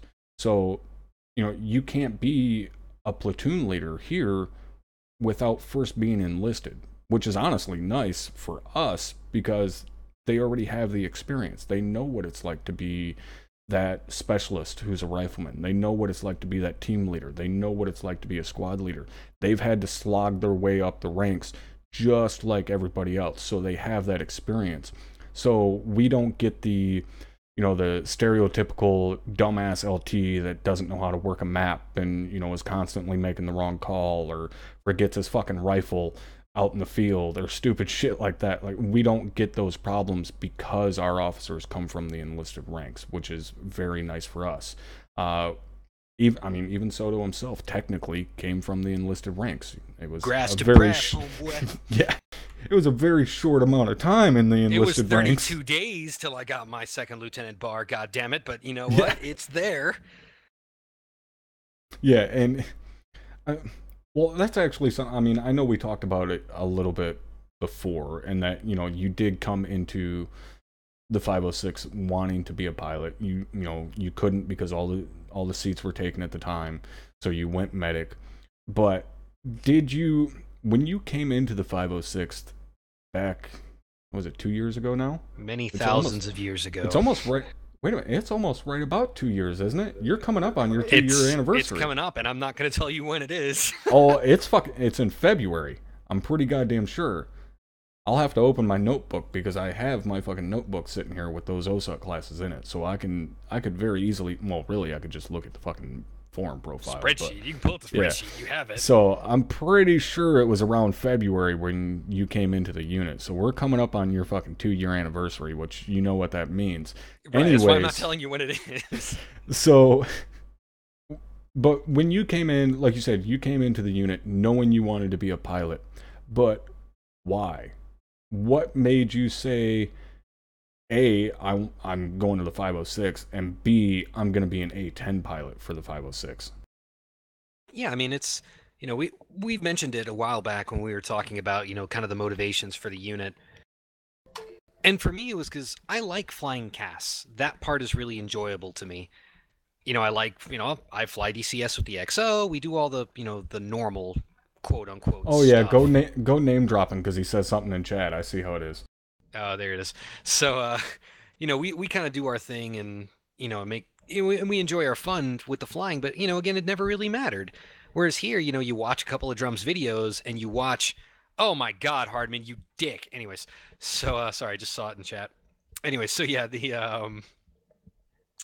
you watch those videos, you see the A10 do their thing, and you go, damn, that's the kind of reaction I want to see, out of people, when doing it, so it actually counts, so it actually matters. And it's just one of those things where you first get into the 506 and folks are addressed by rank and last name, and certain roles that you take on, actually matter. You're not just, running around in the tactical blob elsewhere and trying to do stuff. And it's what really made the difference, because it really adds a degree of, again, it's not just realism, but real satisfaction in what you're doing, that you're part of a team and you're really making a difference.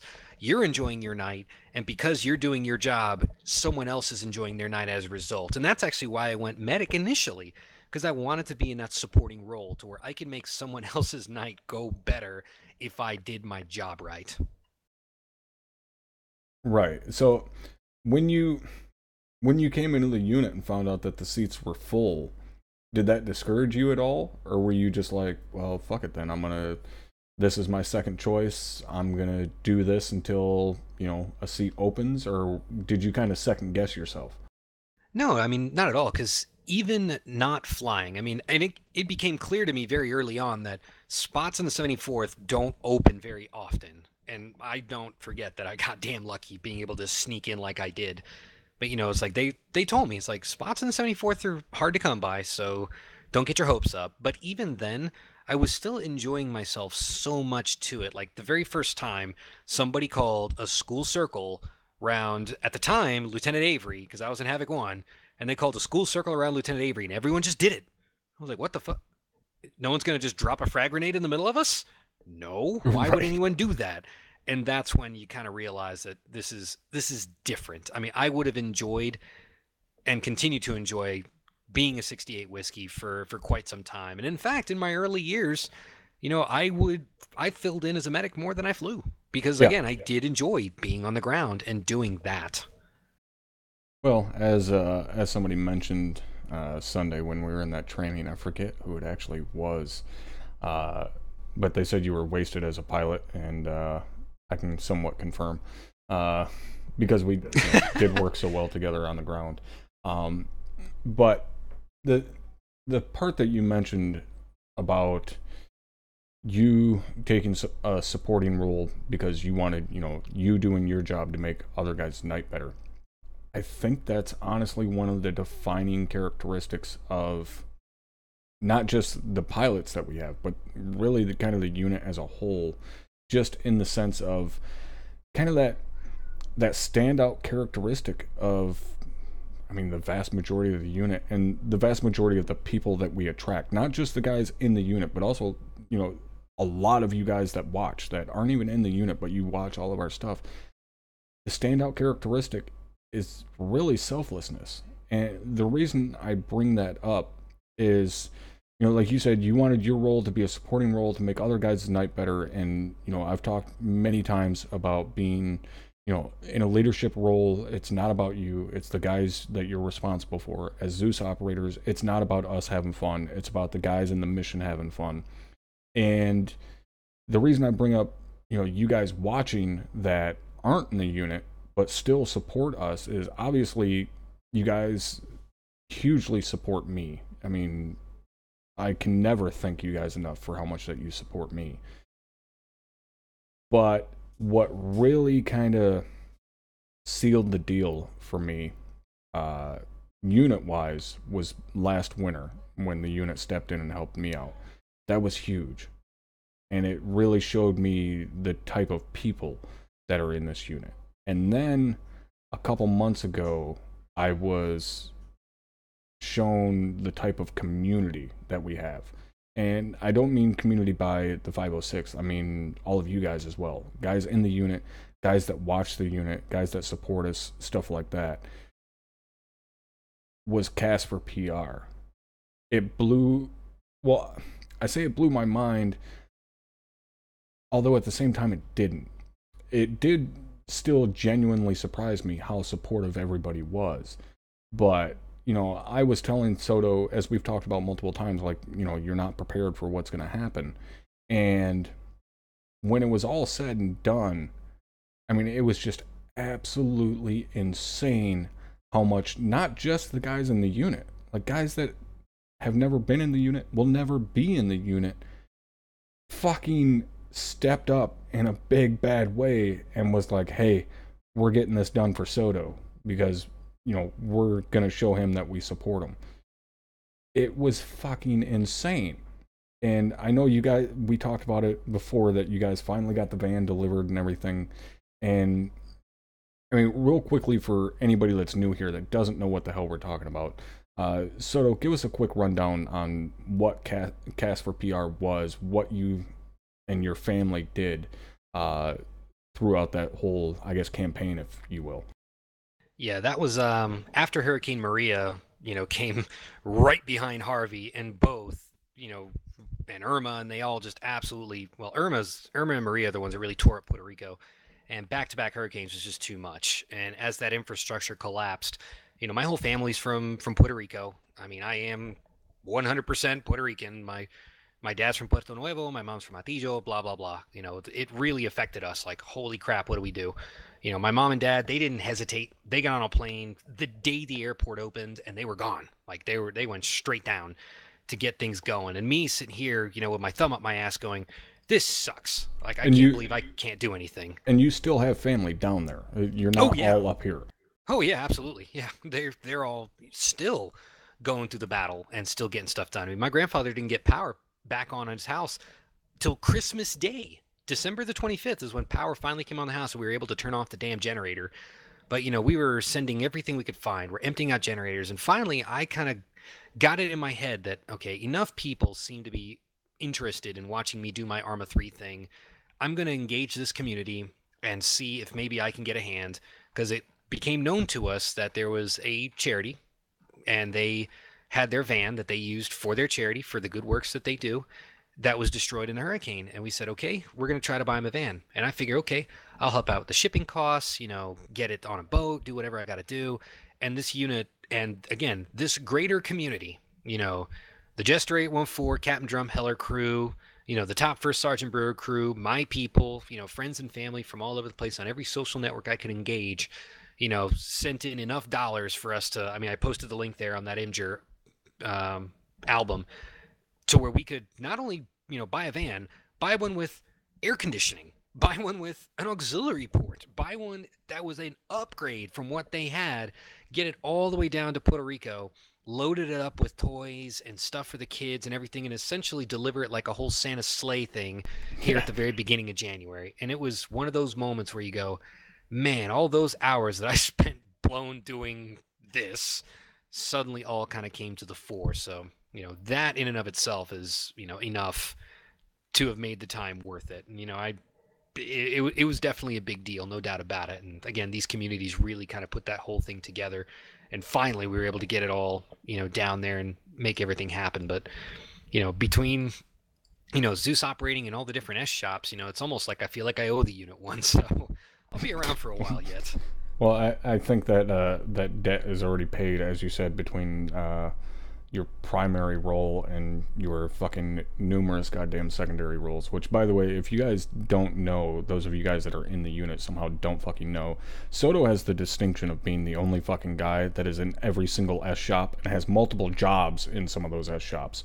So he does a lot of fucking work. I don't really do anything in S2. Well, that's just because now I'm the one in charge of dealing with the other units, and but my I'll be there if it happens. My immediate response is always no, fuck off. Right. So I'll be there if your it happens. workload I'll got lighter. Coordinate the mod packs and do all the stuff. I'm ready. Yeah. So as you mentioned, the guys in the unit stepped up hugely, as did all the guys in drums community and my community and your community, which are all pretty much intertwined. But the other, not just community, but really the other person that really stepped up was Weewoo, who, and if you guys don't know who I'm talking about when I say Weewoo, I mean Lance Corporal LaRue, who is a very good friend to us, and Zeus is our Wednesday night squirrel missions, as we call them, who will actually be Zeus in the mission tonight. He stepped up personally, and also members of his community stepped up, because he started putting out word, because some asshole may or may not have messaged him and said, hey, Soto's doing this, and so he kind of grabbed the torch and started running with it. And the thing that gets me is, and again, this is why I say we attract like-minded people in that sense, is that any of you guys that watch Lance Corporal LaRue, they have a very different style than what we do. They do a lot more different things, in the sense that they'll play OPFOR forces and stuff like that, and do things that are a little bit wackier. And not to say that's bad. Like, I like watching their shit when I get a chance, because it is good enjoyment, good entertainment, I should say. But his guys also stepped up and helped out. And I was talking about this with LaRue earlier. He was in here bullshitting with me, and some people may think that, like, I would have, not really disdain, but I wouldn't like kind of LaRue's community because of how different theirs is from ours. But genuinely, I am nothing short of impressed with LaRue's community. And the reason I say that is, when you take into account not really how, like, loosely LaRue's community is run, because it is organized. They have a lot of people that know what the fuck they're doing. When you take into account how much more kind of public that community is, like how much easier it is to get into that, and they do training and stuff like that just like we do as you get, higher up and stuff like that. But the accessibility is much higher in that community. But still, I'm amazed with, I guess, the lack of retardation. I was just telling them this earlier. Even their Friday operations, where they're public operations, really anybody can hop in there and go. Yeah, you see some stupid stuff happen and shit like that. But all in all, like, to watch those operations that they do on Fridays is nowhere near the amount, or nowhere near the scale of the horror stories that I've heard about public servers and stuff. Because I myself, I've never played on a public server. I can imagine how fucking bad it is. But their shit isn't that bad, which, again, impresses me because of how accessible the community is. So, when Soto said, play ArmA where you're going to have fun, like, I can't agree with that more. I prefer the stricter, more realistic type gameplay. Some people don't. That's perfectly fine. But the fact that, our communities can kind of come together in situations like that, like with the Casper PR, or, even watching each other's streams, sharing tips and tricks and stuff like that. Like, I've learned a lot from LaRue as far as Zeusing. He's learned stuff from us. To be able to have a collaborative effort like that with communities that are so drastically different is really goddamn cool in my eyes. Like, I love that. And yeah, there is still the I guess butting heads, if you will, sometimes, where you have some guys from like his community want to try and talk shit about the realism aspect, which, again, you can go ahead all you want, but if you want realism, I'll show you fucking realism, and you'll be bored out of your mind. And again, until you can show me your fucking cap card and tell me where you served, shut the fuck up. But it's the same vice versa, where there'll be guys in his stream, I guess, critiquing how things should be done and shouldn't be done. Whatever, it is what it is. But the simple fact is, we work together so much at this point, which I sure as shit never expected when I first contacted him, where, oftentimes we have guys that ask, like, why isn't LaRue Zeusing the official operations? Because they think he's part of the 506, which he's not. Guys think he is, but he's not. And that's one of those where, I would love to have LaRue in the 506, but I would also hate to have him in the 506, because I wouldn't want him to let down his guys, his community. I would never, I tease him all the time, like, yeah, well, as soon as you put in an application, you can play with us more. But I would never want to see LaRue leave his community to come join ours, because I would feel fucking horrible, because I like a lot of the guys in his community. A lot of those guys come and watch my streams, and I get along with them really well, and I would hate to see those guys let down by LaRue coming to join us, even though I would like to shoot him in the face more as Zeus. But I guess to end my long fucking rant here, the question I have for you, Soto, is this. If there was any one community out there that you could work with, or that, I should say, that you had to work with, that isn't the 506, say for some god-awful reason we closed up the doors tomorrow, there was no more 506, me, Drum, and Hammer said, we're done with ArmA, we're not playing anymore, and just shut everything down, where would you go? What would you do? Would you try to find another unit, or would you just kind of close up shop? Holy hell, that's a spooky thought. No, really, it's like I've never considered it. It's just never entered my mind. I don't know. God damn, I'll have to get back to you on that one. Maybe ask me again on the next time I can get it on the podcast. I'll probably come up with something by then, because honestly, I have no idea. And Supa, to answer your question, yes, Weewoo is the goddamn mad scientist from the fucking Bornholm videos, and he knows I hate the accent, which is probably why he hams it up even more, and is probably why he's going to end up quite literally dead. And I don't mean in game. Uh, and like Hardman said, when his unit stopped, he stopped playing ArmA for like 4 years. I mean, I think for myself, you know, if say I didn't make the decision to like close the unit down, if like Hammer and Drum just said, all right, we're done, we're not playing anymore, and I don't think I'd go anywhere else. I don't think I could. You know, it's just because what I've done here, what I've achieved here, what we have all put together, to me is just something that I wouldn't. I don't. I don't know if it's, you know, I don't know if you can replicate it, you know, elsewhere. Just are we a special snowflake, you know, perfect unit? Probably not. There's probably another one out there that's similar, but I just couldn't imagine it, you know? And it's just I don't know. Yeah, it's a spooky question. It's a creepy one. Yeah. Yeah. Very quick. Cope, thank you for that 7-month resub. Ooh, I appreciate it, brother, as always. We're close to making a baby. 2 more months. But yeah, I don't think I could. Like, I've talked about it before, but me and my brother always have had a running joke as far as like the different communities that I've joined throughout, you know, years of online gaming. And I always have that horrible habit of joining the community. Drum, is that a test for whether you're positive, or because I'm HIV positive, you have something?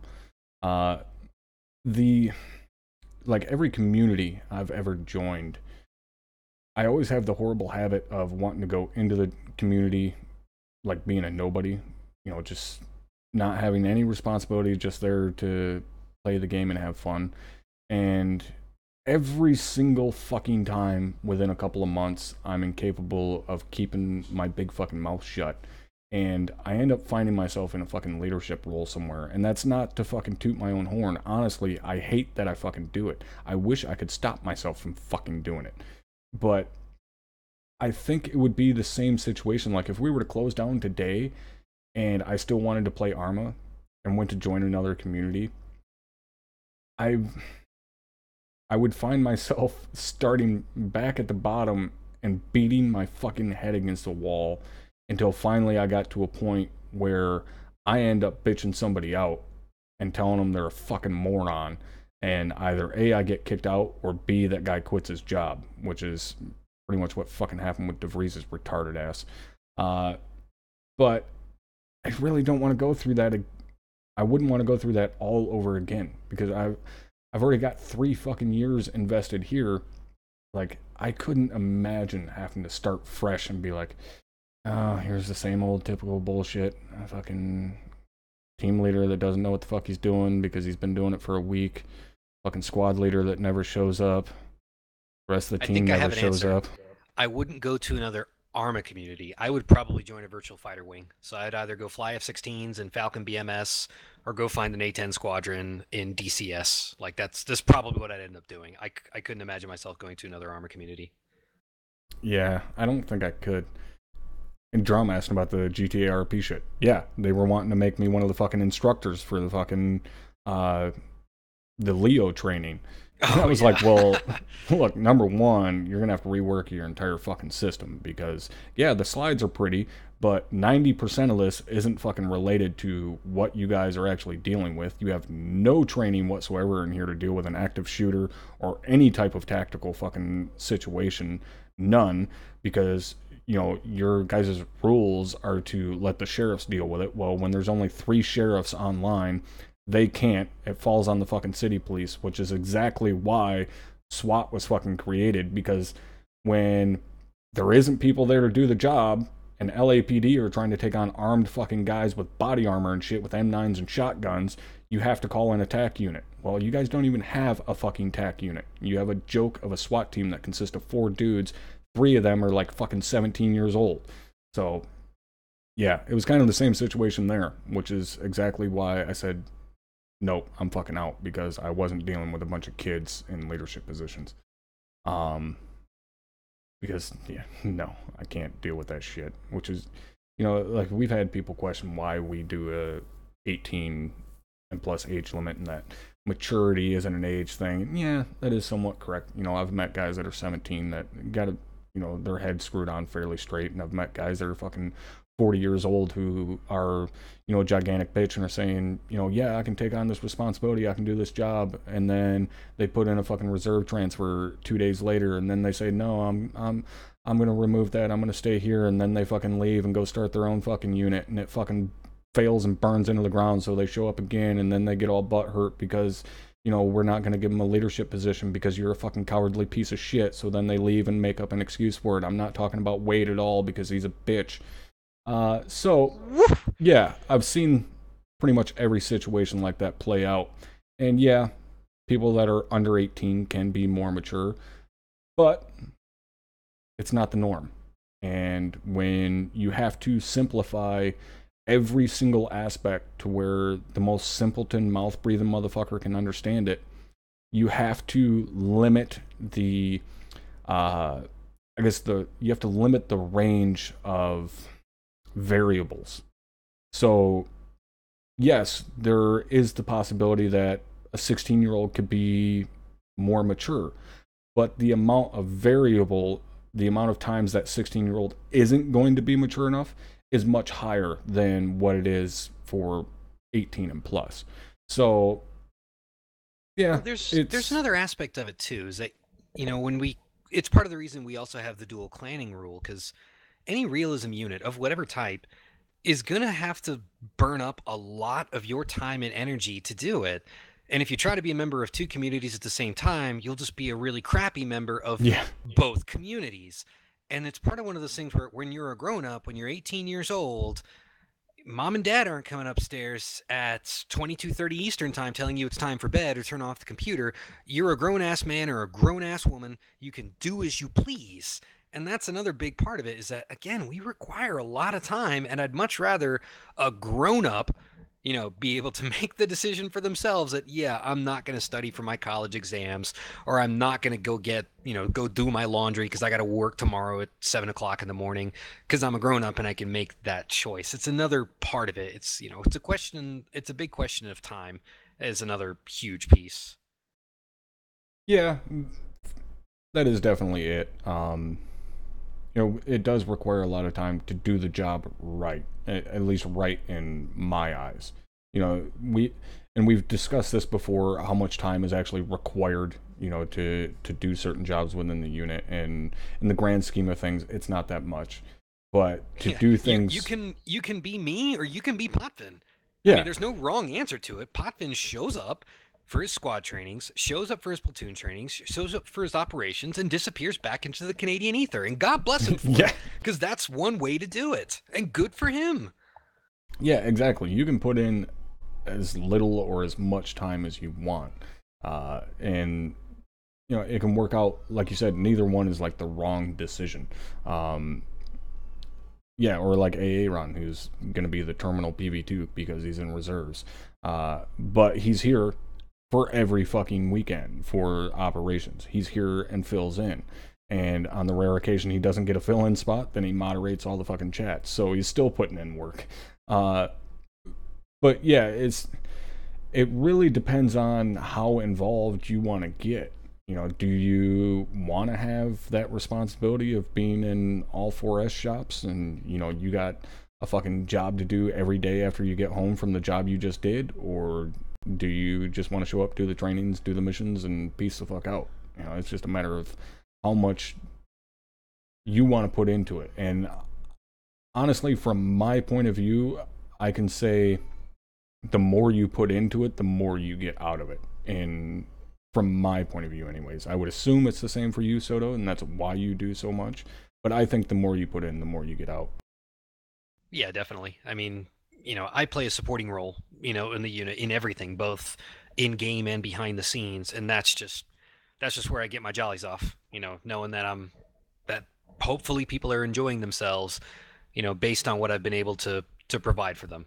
I enjoy that portion, of what we do here, But again, there's no wrong answer to it. You can be the Potvin and still have a grand old time. there's no Yeah. wrong And- way to do it. Well, the other thing to keep in mind is, you mentioned Potvin, and most of you guys probably don't know Potvin because he's not, as Soto said, he's not really. It's not that he's not around that much. It's just Potvin's not really a public figure. He's here, he does his job, and he leaves, and that's He is the fine. godfather of the Right. E4 mafia. Right. Potvin has been doing this longer than fucking both of us. Longer than both of us combined. Probably. Easy. So easy longer than both of us combined. He's got more experience doing this than fucking either one of us. And I've been doing it for 3 years. Soto's coming up on 2. So, yeah. But, God, we got completely fucking sidetracked from talking about the FTX. Well, the FTX ended, and it went decently. So that kind of wraps that up. And it does guys look, got hit. it does look beautiful.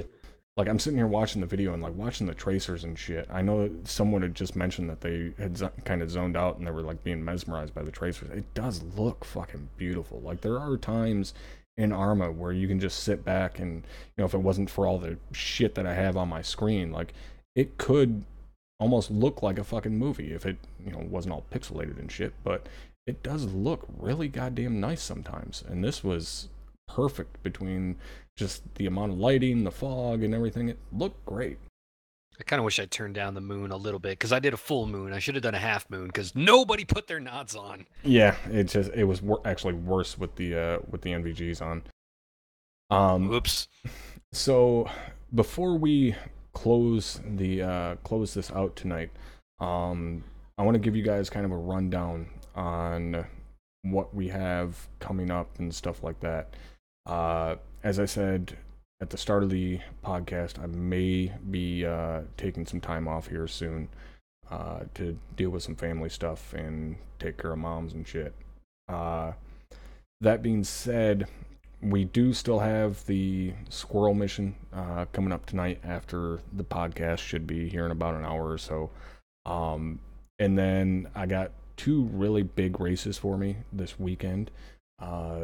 We have the Daytona prototypes, or the DPs, at Daytona Friday for an hour and a half.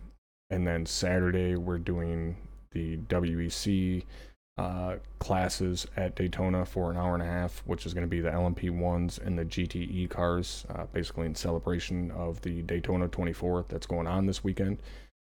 Which is big for a lot of us in the racing community. It's kind of the winter is kickoff, finally over. right? The season has fucking begun. And those of you guys that don't know, Soto is a closet racing whore. So Daytona 24 is the start of the season for endurance racing. So really, it's kind of the start of the season for all racing, really. So yeah, it's a big race for everyone this weekend. Saturday is the actual race. Qualifying starts Friday at I don't remember what time qualifying starts. Do you happen to know off the top of your head what time qualifying starts Friday?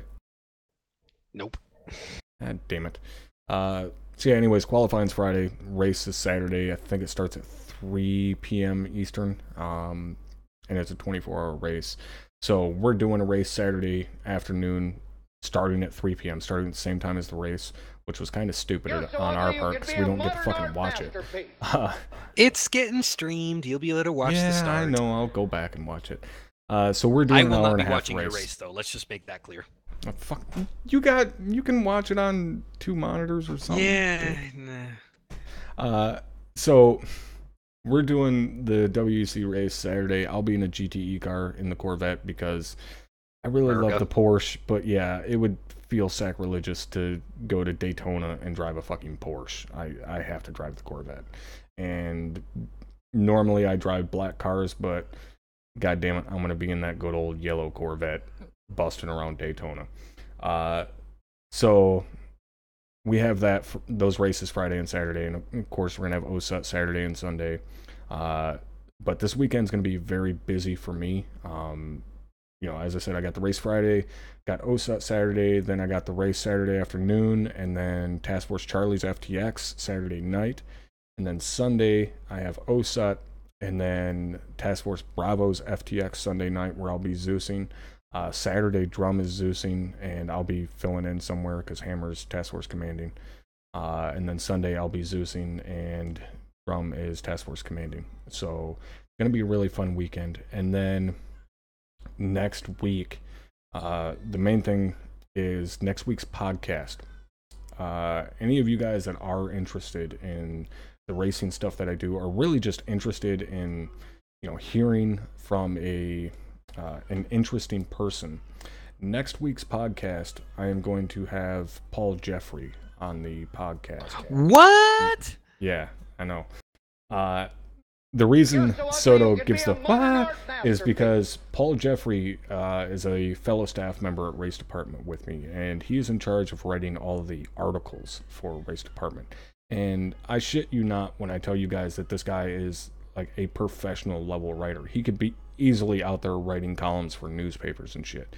Incredibly talented writer. And I have convinced him to come onto the podcast with me. Me and him are going to be working very closely together over the future for some media stuff with Race Department and things like that. So I asked him to come on the podcast and get an idea of what I do, how we do the podcast and stuff like that, and basically just hang out and bullshit with him for a couple hours. And like I said, if you're interested in racing or just interested in hearing me talk to a very fucking interesting person, I highly recommend you tune in for that podcast, because it's definitely going to be a very, very good time bullshitting with Paul. I could sit and talk to that guy for hours on end. However, Paul is in the UK. He's a cousin from across the pond. So that means I am going to shift the podcast time by a couple hours to help accommodate Paul, because he does have a real life job. So I don't want him staying up until like fucking 1 o'clock in the morning just to hang out and talk to me. So next week's podcast is going to start at 1600 Eastern. All right, so at 4 p.m. Eastern Standard Time, next week's podcast is going to start. I understand that's pretty early in a weekday. Hopefully you guys will be able to join me for it live. If you can't join me live, always keep in mind my Patreon.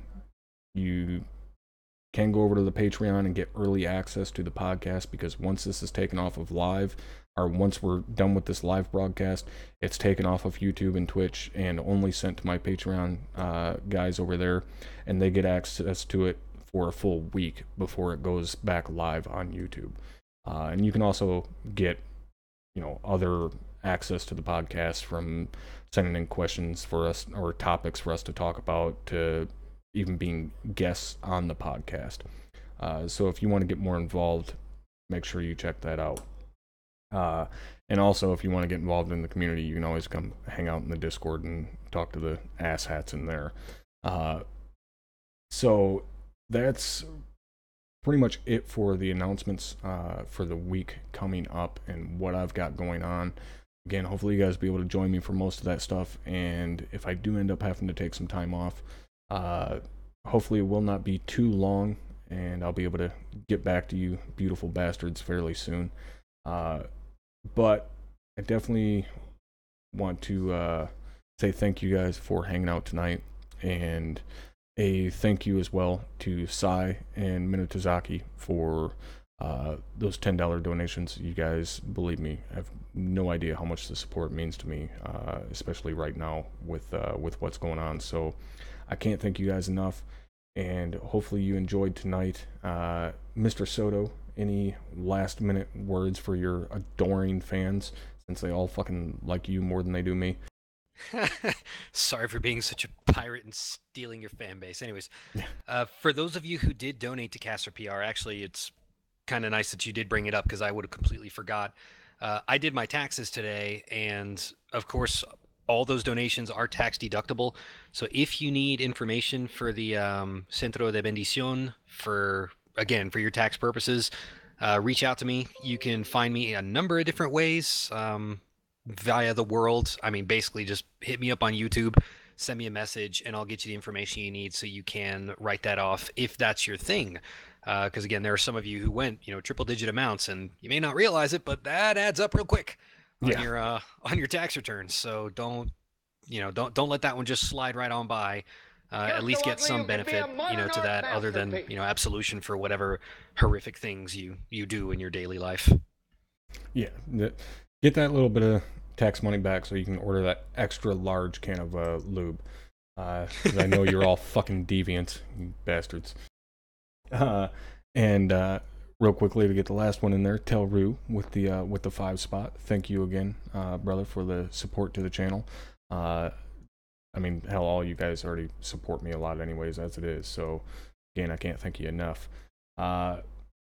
So, yeah, thank you guys for hanging out tonight. I definitely appreciate all of you being here. Hopefully you enjoyed mine and Soto's damn near 2.5 hour long bullshit session. We didn't really cover anything too amazing, but, you got to peek inside the mind of the Soto a little bit. I mean, we covered a little bit of the FTX. Yeah, a little bit. So, yeah, hopefully you guys enjoyed, and I will see you here in about an hour or so. Night, everybody.